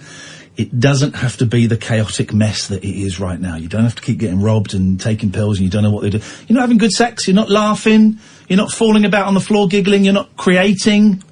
What's the point? That's the point in it. Thank you, Stephen. Speak to you later in the week. This is Talk Radio. Whispering lunar incantations for cross-parents, cross-dressers. Yeah. Did you know this about me? And cross-rail workers. Steel and polycarbonate. The Late Night Alternative with Iain Lee. I've got a very poor internet connection. On Talk Radio. 0344 499 1000 is the telephone number if you want to give us a call. We were all singing along to the Eamon Holmes jingle there. It turns out Sam can do quite a mean Sam impression can do a of the mean big Eamon fella. Holmes. We've not put him on the spot because he could get the sack for that if Mr. Holmes is. Do it. Go on. Good morning, ladies. The thing is, that's what I say in my house to all of my cats. Which means, poor Joe, I've got 5 cats now. Ay, ay, ay. It's the best. It's the best. But I have to feed them all separately because the babies have been eating the girls' and the old ladies' food, but it makes them squirt water out of their bums. Oh, no! And the other day, Patty did a really runny poo and she got it on her paws, so I had to pick her up and clean her in the sink, so I've got scratch marks all down me, because I just put clean sheets on. But then she went and ate some food, and then she came in the bed and she was getting brown paw marks everywhere, but it was cat food, because she'd walked through the food. But the babies sleep on the bed with me, and in the middle of the night I can wake up and have a little stroke. The girls steady on. Oh, Catherine, please. For goodness sake, do you think I masturbate with my cats there? I don't masturbate with my cats there. What, you kick them all out?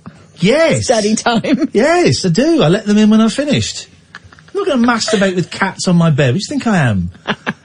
A member of the royal family or something? No. I will not Oh, God. do that. Oh, no. Don't do that. No, they do it for me. Don't. And then the girls are on the floor watching and they're a bit grumpy. Mucky doesn't sleep in that room anymore and Velvet is just, gonna be honest, I think Velvet is dying. I think she's dying. She's so old and frail and so thin. And, sometimes I'm woken up by the sound of her stomach gurgling. That's weird. But she's very wobbly at the moment. Very wobbly. So I don't think Velvet's gonna be around for much longer. Or she might outlive all of them. I mean, she's nearly 21. It's incredible. It was delightful when I came to see you, and I said 5 hellos before I actually spoke to a human being. By the way, Dave has just awarded you Top Homes on Twitter. You got the Top Homes Award. I love it. I love it. I love it. It's mayhem. It's costing me an absolute fortune. But I love it. I'll go home tonight and I'll have to wrangle the kittens and the girls will be sat higher up where the babies can't get to and just looking down and look at me as if they're still here. This was not meant to be a permanent thing and we have to have the conversation all over again. It's a tough old gig. Let's go to Rory. Good evening, Rory. Good evening, Ian, Catherine. How are you? Rory's drunk. Okay. I'm not drunk, no. Can we do a show? Can we do a show one night? I don't know if it would be possible. When no one's drunk, no one's high, no one's coming down, everyone's just straight, man. Everyone's just straight. Can we do that? Is that possible? Yeah, with actors and stuff, probably. To get actors to do it. He's totally mashed up. Anyway, Rory, what can we do for thee? Yeah, I was at that meeting, actually, that the one in the Crypt in Glasgow. That was really good. There you go, you see? Yeah. There's loads of them all over the place, and they are worth checking out if you've got a problem. Yeah. Can't discuss what goes on in them, though. Exactly. That's why I'm waiting for your next point. Oh, right. Do you know about Summer Walker, who is a US singer? No, but I tell you what I have noticed, right? That people have been atting me and Catherine. Oh, God, yeah. And then atting someone else going, hey, Ian and Kath, such and such would make a great guest for the show. And then the person who's atted it go, I'm down with that. And I'm looking, going, okay, well, this puts a bit of responsibility. So I'm looking at their thing and going, why would they think I'd be interested in this? But then I'm Googling them and going, I have no idea who this person is or why you think we'd be loads of people been doing it recently. It's embarrassing, isn't it? It's embarrassing. Please, please, please. It's not fair on us, and it's really unfair on the person. If you've got an idea for a guest, send me and Kath an email, ian@ianlee.com, right? We both but don't be offended if we don't go for it. No, exactly. We've both got those emails. We both get that email. So if you send an email to ian@ianlee.com, it's not coming to me, it's not going to Kath, it's going to both of us, right? Or phone up the show. Or you can tweet us, but don't at the person in it, because It's just rude, man. It's just rude. So we've now got this American comedian who thinks we're hot for him, and this two American comedians that think we're hot for them, and I don't know who they are. And I've Googled and I've looked and just gone, I don't think so. I don't think so. Anyway, Rory, you yes, sorry, what?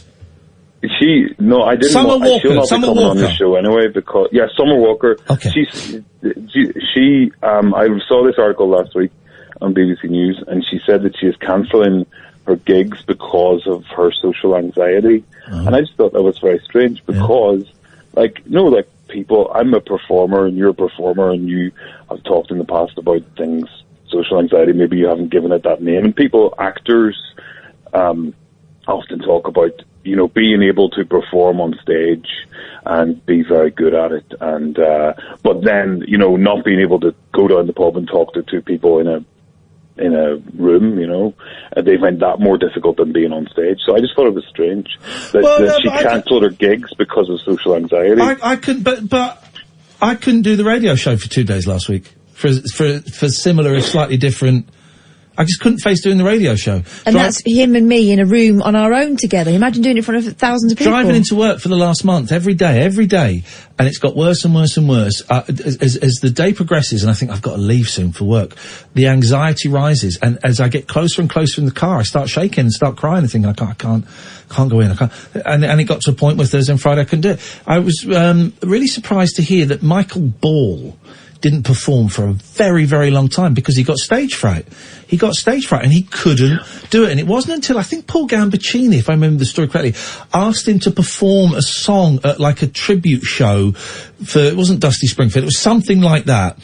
And he decided that he was gonna try and do it to overcome his fear. It was something like that. And I was surprised because Michael Ball, is the nation's favourite. He's a very popular, bouncy entertainer. I'm sure he's one of those people who I bet is as lovely as in real life as he is in the interviews.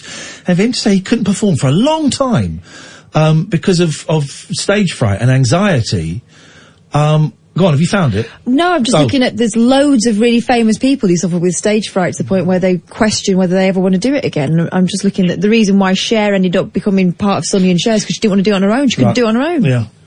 I think that stage fright and social anxiety are two entirely different things, though. For me, they are. Tell us why. Because I can get up on the stage and talk to people on the stage with no problem whatsoever, but then in the break, when I have to talk to them, I find that difficult. And then I find it easier to get back on stage and talk to people on the stage with a microphone in my hand. But you're not every case. But I hear a lot of actors and performers and comedians, people talking like that, to say that they find it easier to be in a place. For me, it's like you've got a space, it's safe. You're in a platform, whether that's like a radio studio or a stage or a stand-up comedy show or something, and they're like, this is your time, you can do this here, and nobody's going to interrupt you, nobody's going to mess with you, nobody's going to talk over you. Well, most of the time. But that's not true. Is she a comedian, stand-up comedian? No, she's a singer. She's a singer. Yeah, she's a singer. Like, she's a 23-year-old singer who had 29 gigs, and she cancelled most of them because of social anxiety. Well, we don't know we don't know the full story. We don't know what her definition of social anxiety is, and how it's manifesting itself. It's irresponsible. Maybe it's irresponsible of BBC News to put that on and say it's social anxiety. No, she's called it social anxiety. No, if that's what she's calling it, it doesn't mean it's not true, just because it's not the way you feel it. Yeah. Well, they do have a thing that says, what is social anxiety? The NHS defines social anxiety as a long-lasting and overwhelming fear of social situation. But a stage is not a social situation, that's what I'm saying. So why would she cancel her gigs? Surely her gigs she's obviously lying then. Is she? I think she must be lying. Yeah. Oh, it just massively, I wouldn't make this point ever because it massively contrasts with my own experience as a performer. That Here we go. For But me, here's like- the thing. Here's the thing. I've got the thing here, and the social anxiety is part of it. She announced, so Summer Walker is cancelling more than half of her remaining US tour dates because of social anxiety. And first, but by the way as well, I'm not saying this is the situation here, but very, very often when pop stars and rock stars cancel a tour due to illness, it's because of drugs. I'm not in any way suggesting that what it is, but I always, when tours are, or because of poor ticket sales, when tours are cancelled, I'm always slightly dubious of the response, of the reason that's giving. I'm not for a second suggesting that's what she's done, but it always crosses my mind. She says, I'm not going to be able to finish this tour because it doesn't really coexist with my social anxiety and my introverted personality, she said on Instagram. I'm a person, I have feelings, I get tired, I get sad, and it's just a lot. So that sounds to me more like social anxiety. You know, the label social anxiety has been put there. But she's also said social anxiety and my introverted personality.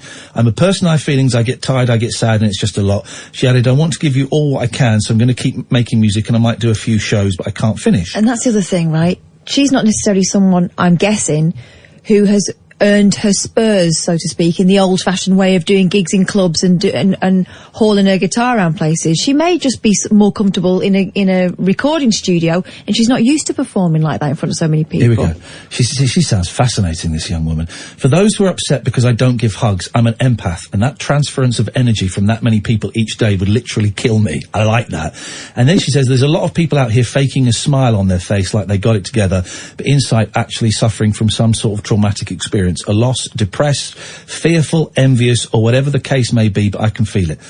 She sounds like she's a very intelligent young woman who is, how old is she? 23. 23, to be that in tune with your emotions and what is healthy for you and what is not healthy.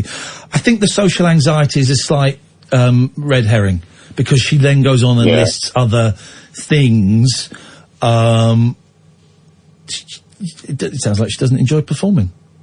Bit like Brian Wilson. Brian Wilson couldn't do it. Yeah. Good for her for acknowledging it and doing something about it. And thank you, Rory, for bringing it to our attention. Thank you. Glad to see you're back. And may God bless you. Let's go to June. Good evening, June. Hi, Hello, June. Hello there, Catherine. Hiya, June. Hello, June. What you got? Hi. What have I got? I've got a 7-inch and a platinum open bracket, a grey closed bracket. She means the 7-inch single, guys. Membership card. 7-inch. If you said 7-inch bit of black plastic, I still would have worried, but it says 7-inch. She has the 7-inch single that Catherine and I recorded live in Bath. It is out there. The first 100, apart from 2 people who just refused to send me their address. They still won't get back to me. It is out there. Are you happy, June? Yes. Could you sound happy, June? I sound happy. I always sound happy. Jeez, if this is you, it's happy. I'd hate to hear what you sound like when someone dies. Flipping heck, man. Well, it's Dylan's birthday today as well. He better be in bed. And no, he's just about going. Flipping heck. Has he got school tomorrow? Come on. Has he got school tomorrow? No, he's home. He's home educated, isn't he? Oh, well, yeah, okay. But has he got school tomorrow? No. Why? He's got a play day tomorrow. But it's a school birthday treat. Yeah, I know. It's a joint birthday. There's about 8 or hundreds of them going on a day for a play day tomorrow. And then Wednesday he's going to London. Right. And this homeschooling, how's that going? Is he actually doing his schooling at home? It's good. Oh, God, yeah. Yeah. He's going to the theatre on Wednesday, and then he's going to Hogwarts on Thursday with his sister. Okay. And the educational aspect of that would be? The educational aspect of Hogwarts is he's read all of the books. Right. And seen all of the films. So he's going to a theme park. And he could probably tell you all about it. Probably could. I wouldn't listen. I'm not a kid. But, okay. No, well, I don't listen either. Well, there you go. Okay. Each to their own. I just think and being he up this says time the of night platinum card yes is absolutely wonderful. It's very posh. The platinum card is very posh, and that's it. There'll be no more platinum cards, but at some point this week, people will be able to buy the rabbit hole pins, which you're getting some free, June, and we'll be able to buy the single on my website when I can be bothered to work out how to add a shop facility to the website. It's just a bit tricky at the moment. I can't really be asked. June, we've got to go. That boy should be in bed. I'm speaking as a father. 03444991000. This is Talk Radio. The Late Night Alternative with Iain Lee on Talk Radio.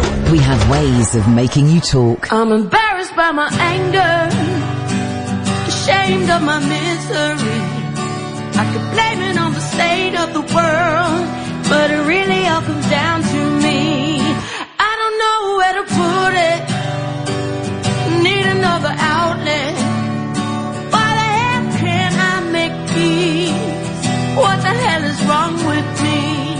I don't wanna be another loaded weapon, trying just to shoot my way to heaven. I don't wanna be another human racist, living just to justify my hatred. All it does is keep me in a cage, keep me in a rage. I'm burning through a thick side stick of sage, trying to put that demon in its place. I'm sick of feeling anxious, I'm tired of feeling loneliness. When I can't. That's the official version. Let's play the version that she didn't release, shall we? I think we can. I think this is this, I think this, oh no, I haven't got it. I've buggered up the song. Don't think I've got the unofficial version. We'll do it next time. 0344, voice from the new Imani Coppola album, by the way, The Protagonist, which is, I've been listening to a lot this weekend. It's just a joy, and there's a song on there about me, and I was in tears, because I finally listened to it properly. And then there's a song called Oh Fabio that had me in tears of laughter, because it's the filthiest song I've ever. I wish I could even play you like a snatch of it. Snatch being the operative word. It is filthy. It's a frenzy. I mean, I can play the intro. The intro is very, very, does not set you up for what you're gonna get. I think I've got the intro on here. And then we got big. I just wanna let you know, it's time for me to let you go, even though. No! It is.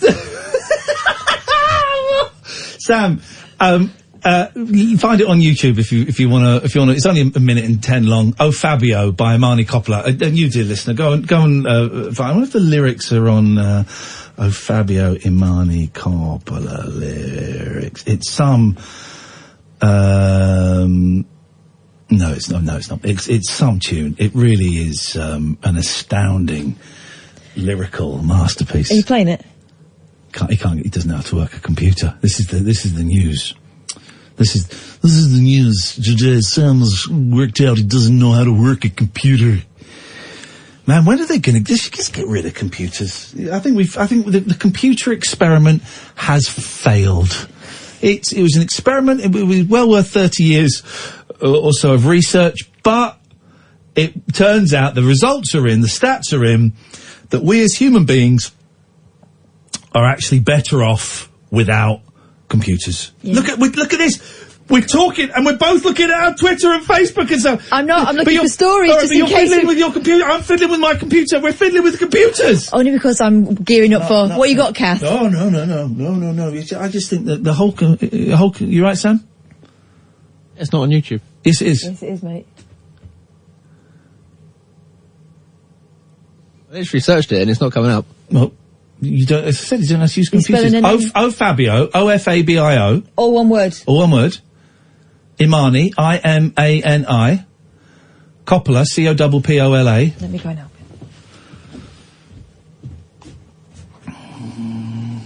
you. Just don't play it too loud because we'll get the sack. Some song, guys. I love Imani so much. She's so funny, so talented, and she wrote a song for me. You want to Google that? Lighthouse. Beautiful. Right, we're going to watch Sam's face as he plays it. Sam is. Well, quick! Shut the door! Shut the door! Sam is listening to it.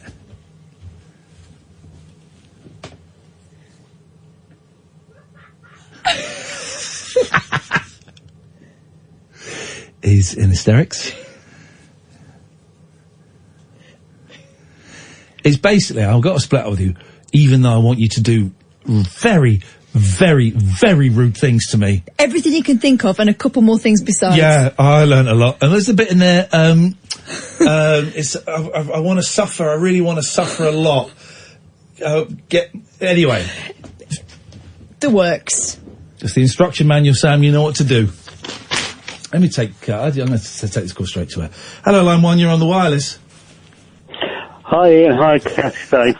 Dogface. Now, is it, I can never remember your Twitter handle, and I know you've changed the name slightly, but is it Daveface Dog Boy or Dogface Dave Boy? It is Dave Dogface Boy. Dave Dog, I know.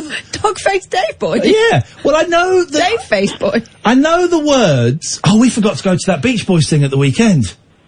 Yeah, we did. Yeah, I was at a gig anyway. But, well, next year. Next year.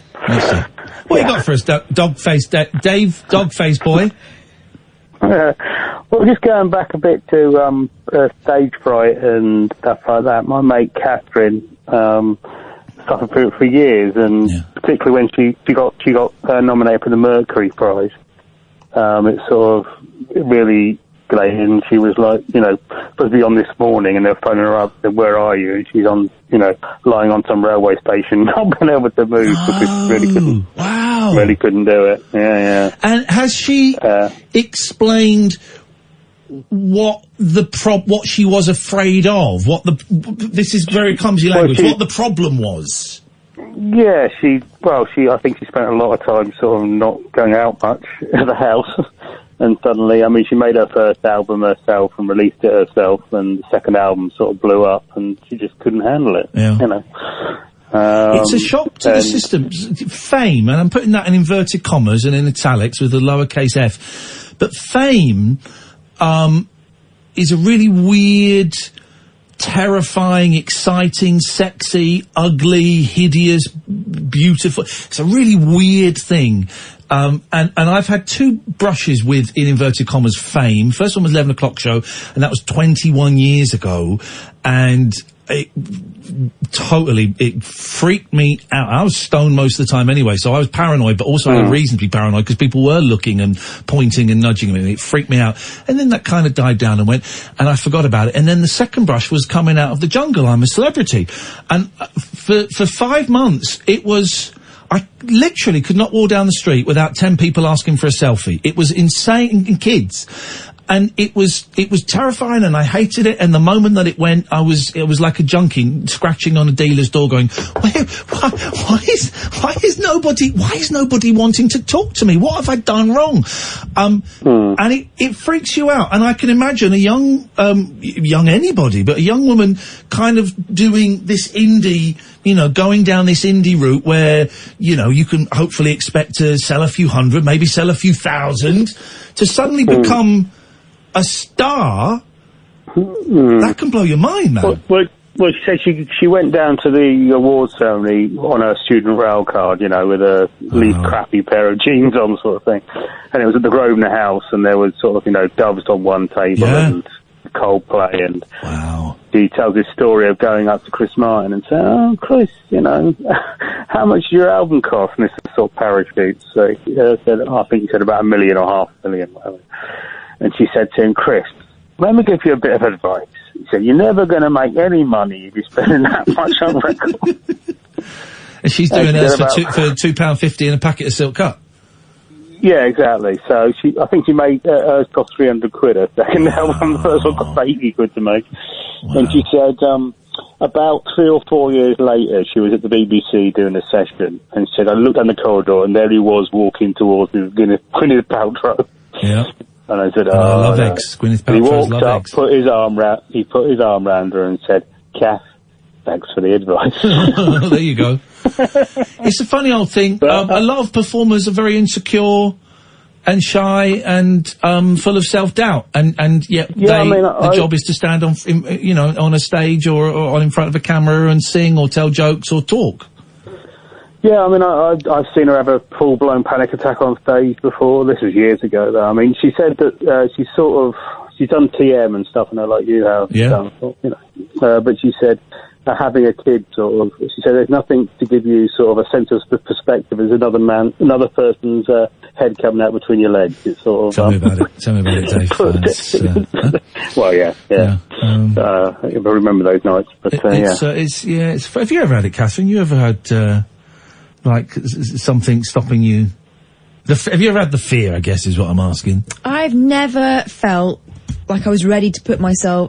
I've had various things happen over the course of the last 20 years, probably, where I could have gone for it, and I've thought, I'm not ready, I'll wait till I know that I'm ready. Turns out, that never happens. Yeah. And the people that seem to prosper are the ones that go ploughing on regardless. Yeah. That's the lesson I've learned in the last 5 years. But no, I've never been in that position, obviously. What's it all about, Dave? Dave, what is it all about, please? Well, I know Cass read Elton's book recently, Elton John's. I just want to ask you about this, because it's saying that there's a bit in it, obviously, where he talks about going to AA and everything, and going to rehab. And he says he sort of lasted about 3 days in his first one, because they started talking to him about God and everything, and and he said that that was one of George Michael's things, about not wanting to go to AA or NA. Yeah, but he also says he wasn't ready to stop. Well, yeah, that as well. but he said so, and it was quite interesting, because when I was in a clinic about 20 years ago, it was sort of a general clinic, so there were people in there for all different types of things. And there was a guy in there who was an alcoholic, and he'd obviously had his first couple of AA meetings. And he sort of came to the group and said that they started talking about God and everything, and he's not really into that, and he wanted our point of view on how he could adapt with it, and we didn't have an answer for him, really. The God stuff is problematic. I know that Bill W., who started AA along with somebody whose name I can't remember, they were Christians, and so the God in it is based in a Christian God, but it isn't now, and it hasn't been for a long time. And you go in, and quite often they'll have the steps up on the 12 steps on the wall, and God is mentioned in loads of them, and it's a capital G. I think it should be a lowercase g. I think it should say higher power instead of God, but that's exactly what Elton says. Really? Yeah. That's how he got around it. He realised it was about the life he wanted. Yeah, so the language is problematic. And I get why some people come in, see that, and just turn straight away and don't come back. I get it. And I think more people would come and more people would stay if the word God was changed. And if also we didn't refer to God as him, we say him. I think it's a brilliant book, actually. Ellen biography. Yeah. I think it's I thought it was great. It's very candid, very bitchy, very catty. It's exactly what you expect from Elton John. He'll say it in front of a reporter. He'll say it in his own book, even more so, Oh, the bitch is back. Oh, meow. I'm Elton John. Rocket Man. You read it? Yeah. It wasn't quite that. I mean, there is so much more to him. I really enjoyed it, and I admired him a lot more after I'd read it. Yeah. Well, first of all, you didn't read it. You had it on audiobook. Secondly, it's not read by Elton John. It's read by the guy that played Elton John Edison, in the movie. Yeah. So that is disappointing. He did the beginning and end himself, though. Well, and then I realised why he'd let Taron do it. He's not a natural reader, is he? Same as Debbie Harry. Couldn't be bothered, darling. I've got stuff to do. Same as Debbie Harry. Debbie Harry was awful at. Have you? I don't know if you read the books, Dave, or you listen to them. I'm into listening to them. I did a bit of both. The recent Madness one, where they just do all the stuff, is pretty good. So, but the Debbie Harry one, she can't read very well. She's an awful reader. Sometimes when it says read by the author, you think, really? Douglas Adams' books were fantastic. Yeah. Despite Milligan doing his own stuff. But often you go, the Keith Richards one's weird. He does about a third of it. Then I think Johnny Depp does another third of it. And then some guy from New York does another bit. They should get Mick Jones to come in and do a third of it. That's a Rolling Stones gag for you guys. Dave, thank you very much. Always a pleasure, mate. Oh, mate. All right, mate. Getting a little bit... Of course, the best person who read his own book for an audiobook is the one and only Billy Idol. Oh, the Billy Idol. It's Paul Ross. It's Paul Ross flicking us the V's and the thumbs. Well, it's outrageous. Billy Idol's book. I'm Billy Idol. I beckoned the air stewardess into the toilet. Then he broke my wrist. No, the breaking of the wrist wasn't in the toilet. That was when his hand. Let's just say his hand was stuck somewhere, and the young lady in question was rolling all over the place. So he said. He really put his full of it. He really put his fist in it. 0344 499 1000. This is Talk Radio. The late night lip service for lovers, loners, and lounge lizards. Yeah, well, where exactly is your accent from? The late night alternative with Iain Lee I've forgotten your name already, excuse me. on Talk Radio. It's a busy old night on the phones tonight. Let's go to James. Good evening, James. Hello, hello, hello. Hello, hello, hello, James. What can we do for thee? Member 18, member 1001, and platinum number 69. There we go, James. You've got the magic card. That means if ever you bump into me, the 69, and it's only me, the 69 platinum card holder and I have a secret handshake that involves us pleasuring each other orally simultaneously. Jesus. Le 69. God. And it only cost an extra, what was it, £3, £4? £3.25. Bribery, never heard of it.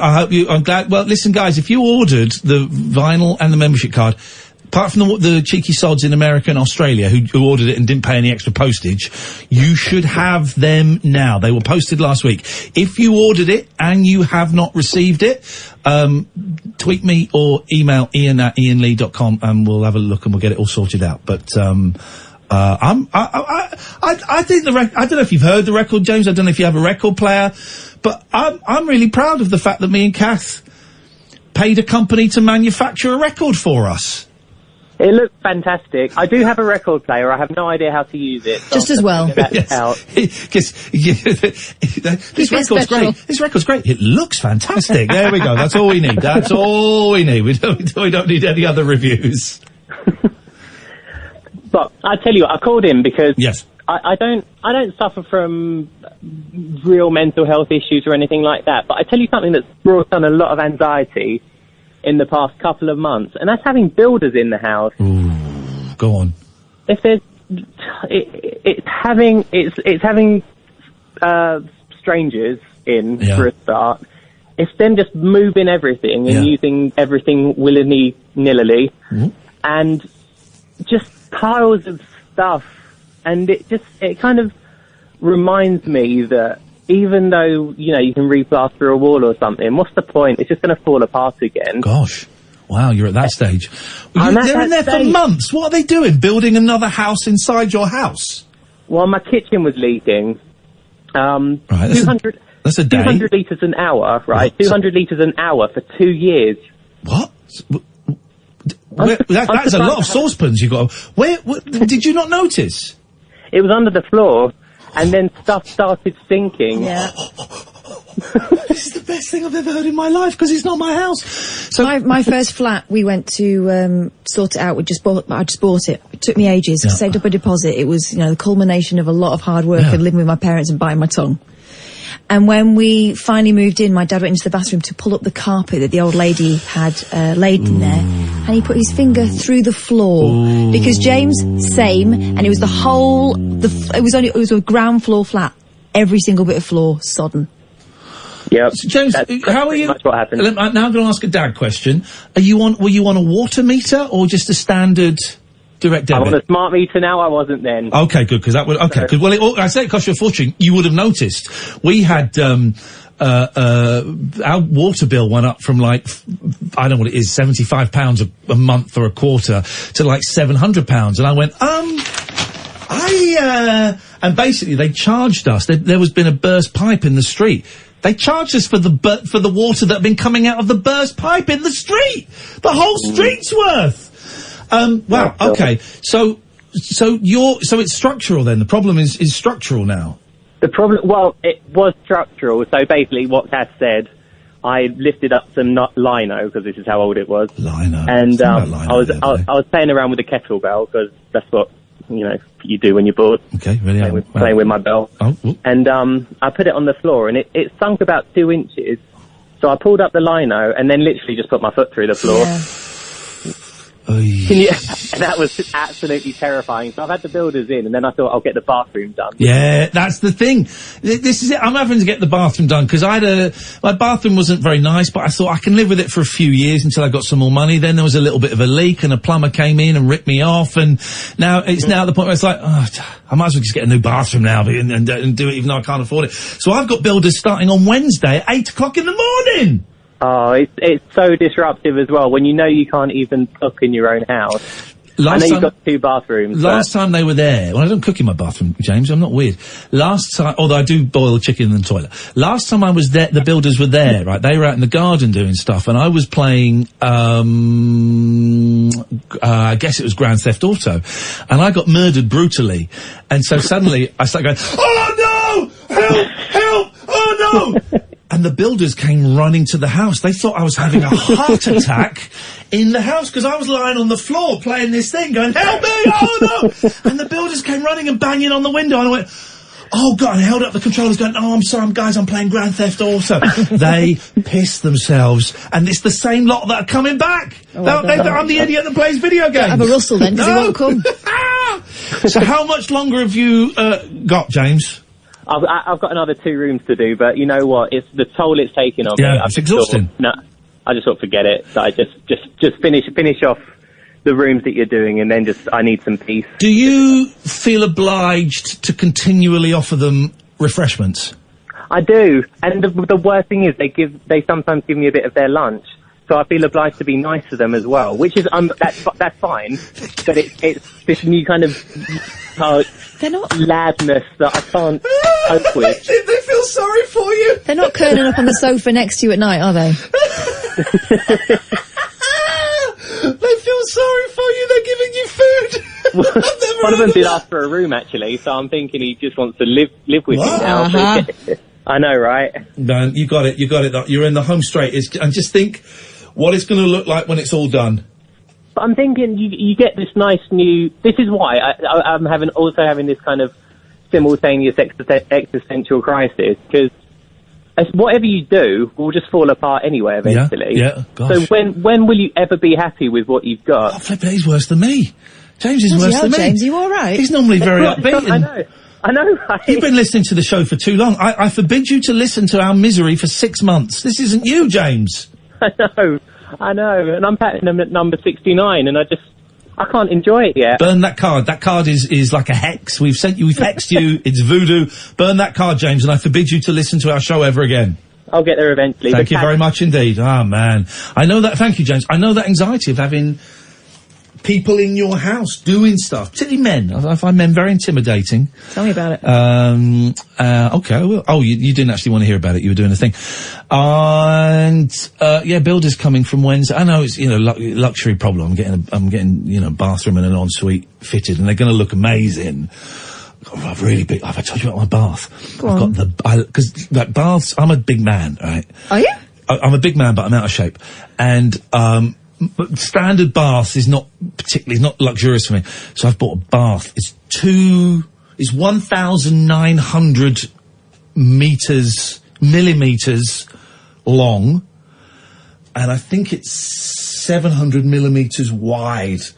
That is a big bath. And my friend Ollie said, is it a posh bath? I said, what do you mean by that? He said, does it have taps on the side? I said, in that case, Ollie, it is a very, very posh bath. And I'm just going to live in the bath. Just going to top it up with hot water. I'm just going to live in the bath. I'm going to take up a flask, do what I used to do in the 80s and put a black and white portable in there so I can watch Happy Days. It's going to be Happy Days. I'm going to live in my giant bath. That's the plan. 03, for the first time this evening, the switchboard is empty. Who'd have thunk it? 0344 499 1000, the late night alternative, weeknights from 10 on Talk Radio. Tales of mystery and imagination on the radio show that does things differently. Dolly Parton, I listen to a record all day long. The late night alternative with Iain Lee. I'm a nut job, but not that kind of nut job. On Talk Radio. Honest to God, it's the new Breaking Bad. Oh no! 0344 499 1000 is the telephone number if you want to give us a call. We haven't talked about this for a long, long time. Randy middle-aged women desperate to find their dream person are, be careful how you say this, Iain, forking out up to £15,000 for their own customised sex dolls. Now, this is interesting. This is on the Mirror Online. And what they do is they highlight words, and those words will take you to another story. Right. Sex dolls is highlighted. So if I click on that, take me to... But Randy is highlighted. Do you know if I click on it? I'm just going to click on Randy and see where that takes me. To 1982. It's taken me to... Oh! Gosh. Okay, it's taken me to a load of... It's a section called Weird Sex. We'll go back there in a bit, but let's continue this because there's a story about a couple having sex on a bench outside Sainsbury's. Romantic. Both homosexual and heterosexual women... Gosh. Strange It's like they all have needs, isn't it? Some of whom are married and have kids... are among a new wave of customers enjoying the sex robots, the industry says. Can we just stop? Whenever we talk about men with sex dolls, we never say some of them are married and have kids. Yeah. Do we? Oh. It's like suggesting that somehow if you're married and have kids, then you're not into masturbation, which is basically what this is. It's not. It's not masturbation, it's sex. It's not sex. It's not masturbation, it's sex. It's humping an inanimate object. Sex.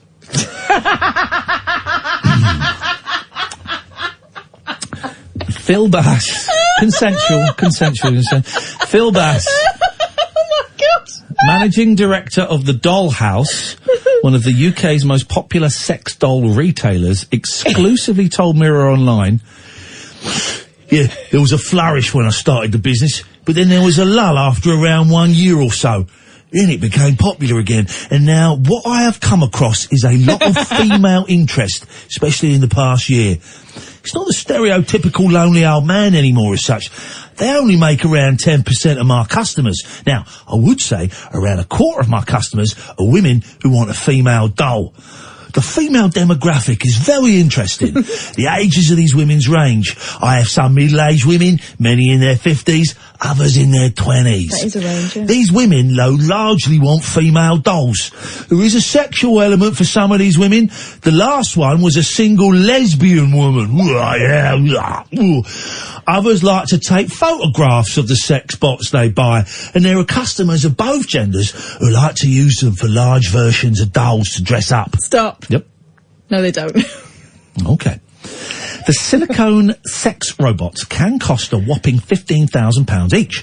They can be tailored with custom-made heads, genitalia, feet and other organs. More like spleens.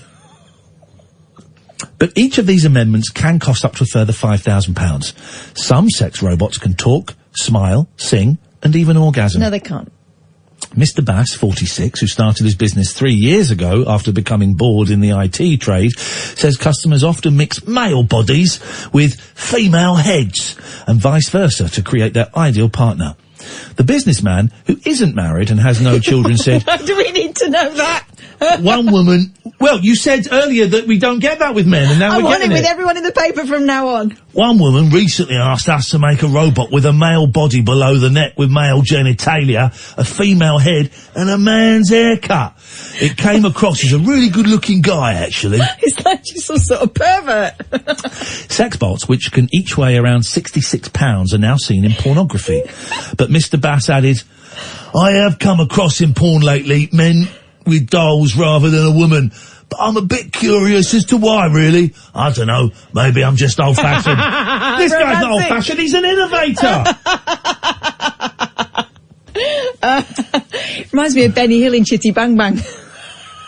Go on, I don't remember Chitty Bang He Bang. made Dick Van Dyke and Toot Sweets into living dolls, didn't they? He did, yeah. Next step, Little research has been carried out into exactly how women use the dolls. But journalist Phoebe Gregor, who runs podcast What the Sex, said the robots are often seen as lovers designed and made to be your dream person and for companionship. Yeah. There have been people who have mentioned they like to have their sex dolls around for that feeling of companionship, just to have another person in the room. So if they've alone for a decade or so, I don't know what that means. I mean, some of these dolls are fit. I've got to be honest. A recent investigation found sex dolls are often being used in fashion photography, and trans robots surely there should be transformers, which offer the user penis and vagina attachments, are becoming very popular. Speaking previously, Sari Cooper, a sex therapist and sex coach, said there are people who are interested in transgender porn who may want to reenact what they see in that porn with these dolls. They may want to go swinging together or go on. You're going to take a doll swinging. Imagine you turn up for a swinging session. I brought my own. And the other couple go, well, hang on, mate, that's a doll. This is me and my missus here. We thought you were going to bring another. Get it! Also, I mean, there's a feeling of, I don't want to do it with an actual transgender person, but I can do it with this. This is fine. Well, I guess you could do it as like a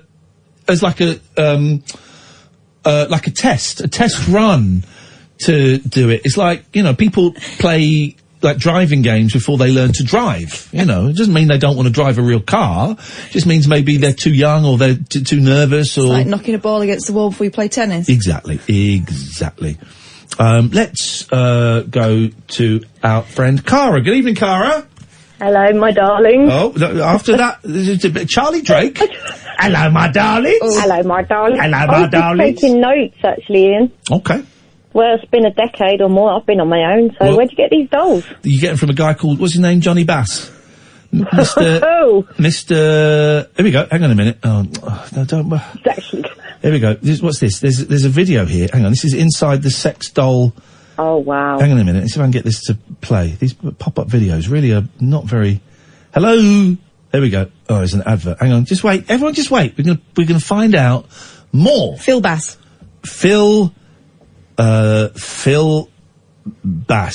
Hang on. Bass, as in the fish. The fish. 10. Video's going to play in 10, 9, 8, 7, 6, 3, 2, 1. Now. Where's the audio? Oh, crying out loud. Just want to play We do AI sex robot. Okay, well that went well. They do AI sex robots, that's what we thought. That's what we thought, alright. Yes, Cara. I'll do my own research on that as well. Yes, I think it's probably for the best. Just to briefly, you touched on earlier, I've got an echo, by the way. It's really annoying. Okay. I need to see if I can flick you over this. Might get rid of it for a second, but it might not. I don't know if that's any better. If it's not, we're just going to have to suck it and see. Kind of. Okay. No, it's not, but never mind. You touched briefly earlier on your dad, your relationship with your dad, Yeah. wasn't great? Well, same, but what I wanted to quickly talk about was the fact that I lied on national TV to Nicky Campbell about my dad. Oh, go on. What happened? Well, I did tell you before, I went on Long Lost Family. It was aired last August the 7th, I think. Basically, he was adopted when he was 2. My dad, not Nicky Campbell. And it's hard to explain. He was adopted because his mother met and married a chap, and he didn't want my dad. He couldn't accept him as his own. So at 2 years old, he was adopted. And then they went on to have another 3 children. They had 3 girls. Well, I didn't know any of this until last year. I started doing my research. And as I was researching... Oh, this echo is driving me mad. I tell you what, Cara, we're going to have a break. Sam's going to call you back. We're going to see if we can get rid of that, and we'll see if we can talk to you properly after this. This is Talk Radio. Across the UK, online and on DAB. The Late Night Alternative with Iain Lee on Talk Radio. Let's drop your pen. Hang on. There we go. Cara, I don't know if that's any better. Oh, hang on. No, it doesn't matter. Okay, It just doesn't matter. move the earpiece ever so slightly away from your ear so you're not hearing yourself. Oh. No, it's still the same, but it doesn't matter. Okay. As long as I can hear you, that's fine. Yeah, they were looking for my dad. Yes. At the same time, I was looking for them, like any relation at all, mainly for health reasons, because, as you know, I'm not very well. So I kind of wanted a family history, medical history. Well, when it actually came to it, I met her, basically. I met one of the aunties. Yes. But being interviewed about how he was, what he was like as a father, Ian, I couldn't tell the truth. This woman has searched for so many years for her brother. How can you tell someone that he wasn't a nice person? He was a terrible dad. I mean, he left when I was 4. My brother was 6. Had endless affairs in the time that they were together. And then basically went on the run. He disappeared for years and years and years because he didn't want to pay child support. Eventually, he was tracked down. My mum had a letter to say, do you want to pursue your child maintenance claims because he's actually dying? So obviously, Mum was, well, no, but can he see his children? So I didn't start seeing him until I was 12, and he actually passed away when I was 14. He had motor neurone disease. Oh, blimey. Yeah, hence the lumbar puncture and everything, because I've got very similar sort of things going on. Some kind of nerve issue. So his, like, sort of long-lost sister, you said to her, he was a great guy. Yeah, he's an angel. Lovely brother, you know. I could, and it's on national TV, and, you know, I've rewatched it and I cringe. I've seen her and another one of the aunties since, but the thing is, I'm meeting them again this Friday, and I'm taking my mum. Now, I really upset my mum with the things I said on TV because they were lies. But if I'd told the truth, I would have upset the aunt. But so did you meet, so you were, like, not even reunited, you were united on live TV? Yeah, well, it wasn't live, was it? Well, it was on TV, but so you didn't meet backstage beforehand, it was like, and here is your missing aunt. They just told me a little bit of back information, and I'd seen a photo, and that was it. And did you know that did both you and her know that the other one was going to be there? Yes. Right, okay. Yes, but until, like, literally a couple of months before, we didn't know. I mean, she was looking for her brother. She didn't know he died. Well, you did a decent thing. Do you think? Because now when I look at it, I think, you did a decent thing. You did a decent thing. It's not an appropriate conversation to have on camera. No, really, exactly. for someone and I can't who's speak ill of the dead. And I thought, well, this Friday, I've got my mum there, and I've got my aunts there, and I'm just going to say, look, I need to have this conversation. I'm not going to go into detail, but just say some of what was said wasn't quite accurate. Here's the thing, right? Yeah, saying that on telly has upset your mum, and I can totally understand that, and she probably felt a sense of betrayal. But that's okay, because you are a nice person, and you were being very nice to this in inverted commas aunt. I don't know what your relationship is with her, but you were being very nice to this person who, in her head, had a fantasy brother that she'd never met, and you were doing a nice thing. But also remember that whatever abuse. You know what I mean by abuse. I don't mean necessarily sexual, but whatever abuse you suffered directly or indirectly from him, that's not your responsibility. That's not your shame. That's not your problem. That's all his stuff. That's all his You're stuff. right. So you don't have to hold on to it or own it anymore. No. And you can let them know in a respectful way that's respectful to them and isn't, because it will be upsetting for them, and they may not believe you. They might not believe you, and that's also okay. But in a respectful way, you're allowed to say, look, actually, I didn't tell the truth because I was trying to protect you, but it's causing me and my mum more pain, so I need to let you know that my dad was not a great dad, and he did this, and this, and, you know, you tell as much as you want in a sensitive way that does not in any way try and transfer the responsibility onto them. 'Cause it's not their fault. It's nothing to do with them, really. Exactly. I just feel he's got out of it again. Do you know what I mean? It's left all this mess. Yeah. And he's not here, and I'm angry, and it's like 31 years later, you've allowed that to happen. I'm not saying that in a critical way. No. You're 100% right, and that's why I've been on my own for years, because it is really, if you want to say daddy issues, I suppose, but it's a trust thing, you know? I saw what you did to my mum, I saw how you turned your back on us. Start giving it back to him. I know he's dead. Yeah. But you can start giving it back to him now. It's time to let go of it. It's not yours. Can I make a suggestion? Hello, Catherine, darling. When Kath says that, you know you're about to get gold, by the way. Why don't you write him a letter? You think? Oh, that's a good one. Get it all down. Get it all out. That's a good one. That is a good idea. We do that with my children when they've got any issues, and then we burn it. Well, this is it. I tell you what some people do, and I don't know how practical it is, and it might seem a little bit macabre for you. I know that some people write the letter and then they go to the grave or wherever, was a significant place as a kid.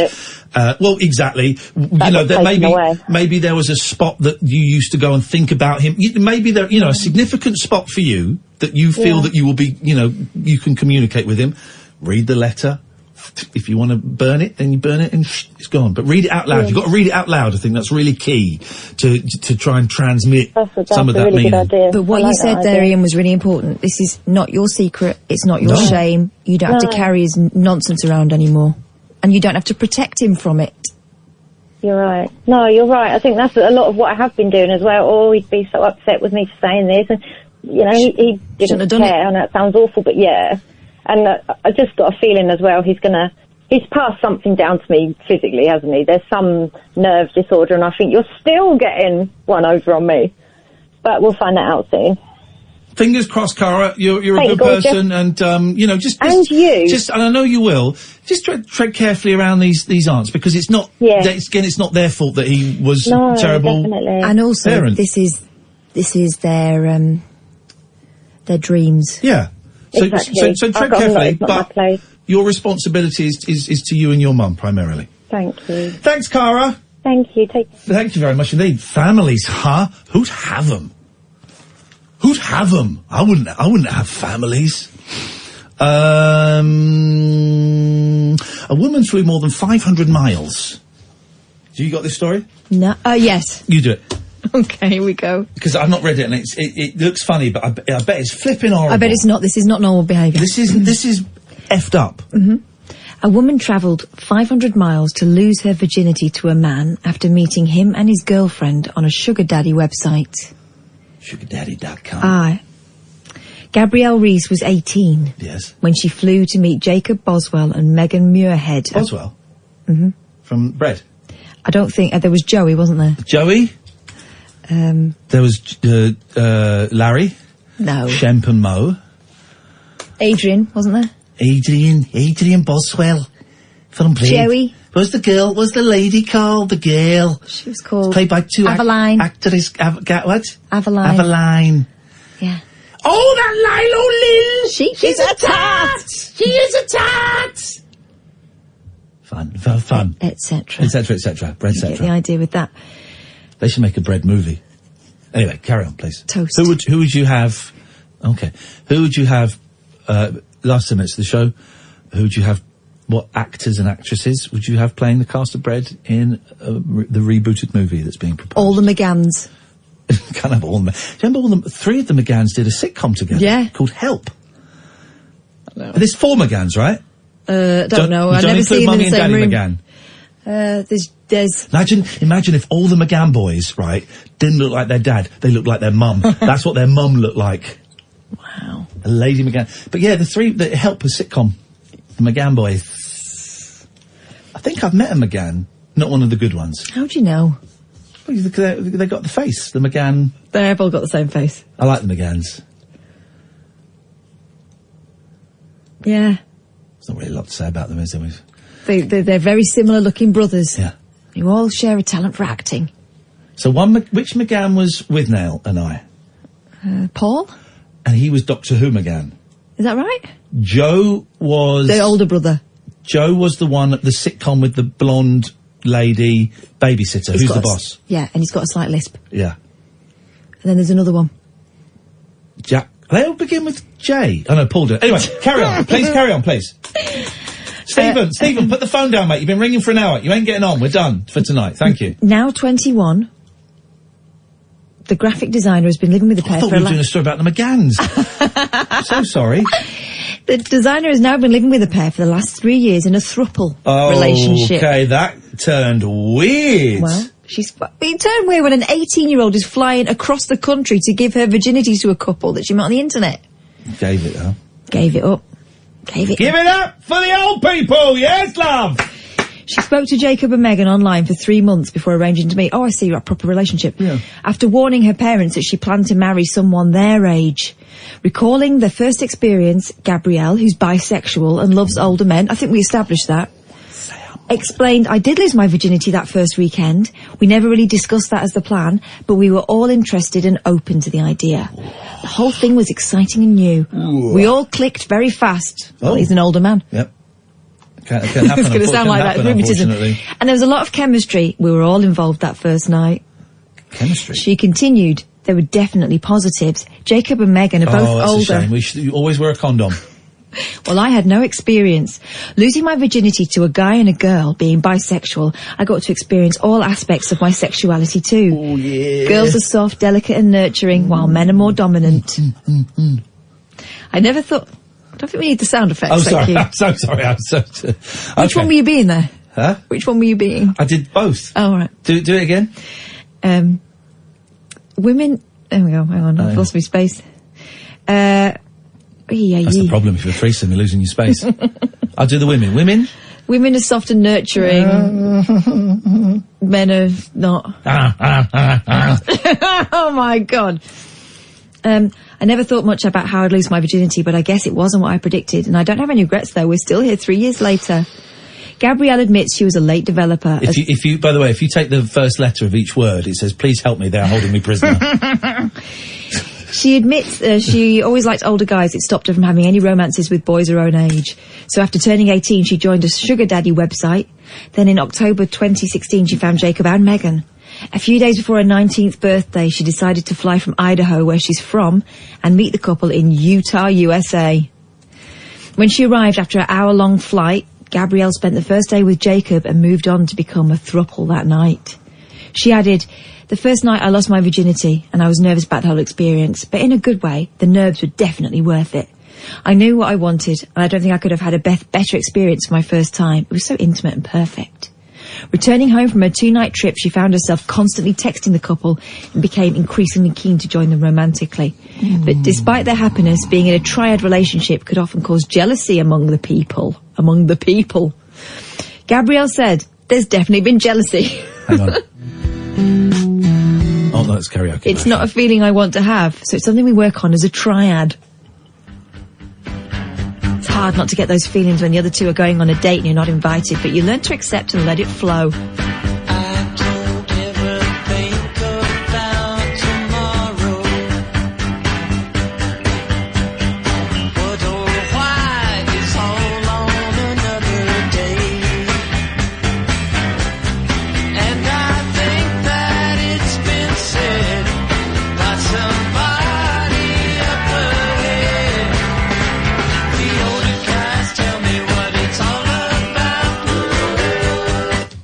Yeah. 15 years apart they are, her and Jacob.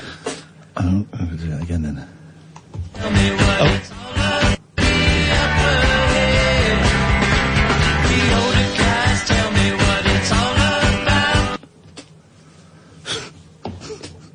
So what's going on? There are pictures of them having it off. No, what a boring story. No, but there's pictures of her with a bathing suit on, and let's just say she ain't going swimming. Not like that, anyway. Oh! Nipples, take off! Didn't work. One day, those nipples will fly away and be free. These tiny nipples. Will anyone notice? Don't nipple size shame me. The older guys tell me what it's all about. Woo-hoo-hoo! Yeah. The older guys tell me what it's about. I don't really know that song very well. I know of the song. I don't know. I think it's a little bit problematic these days. Oh, here we go. Look, it's a blast from the past. It's a voice from the grave. She's not dead, actually. That's a horrible, macabre thing to say. Yeah. Good evening, geeky girl. Hello. Oh my God, hello. You've not.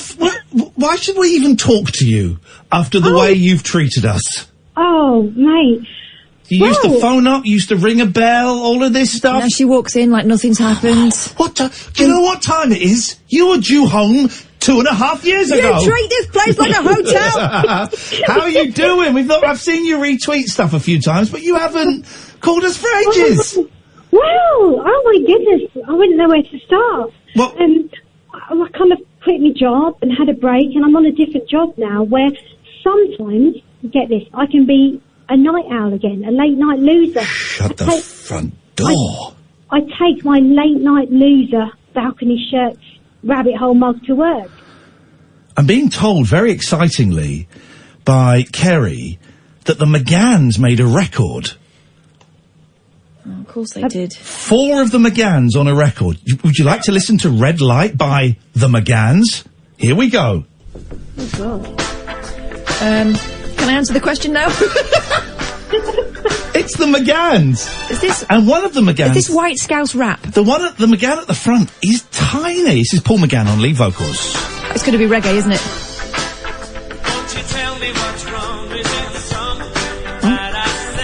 Okay, that's okay. That's, it's okay. White reggae, I mean. Well, Geeky Girl, it's so nice to have you on board. What would you like to contribute to the end of the show? Well, I just thought, for your Bread remake, how about Eamon Holmes? As?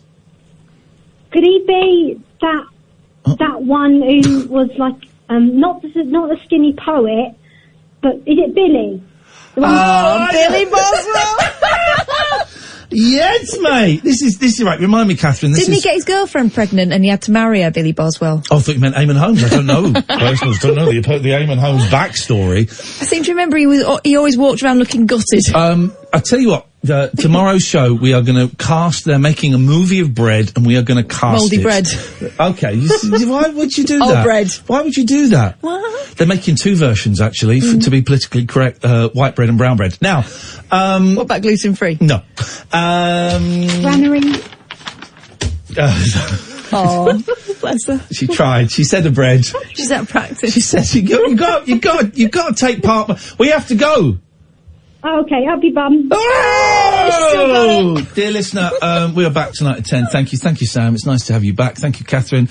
Do stay tuned. This is Talk Radio. Across the UK, online and on DAB. The Late Night Alternative with Iain Lee on Talk Radio.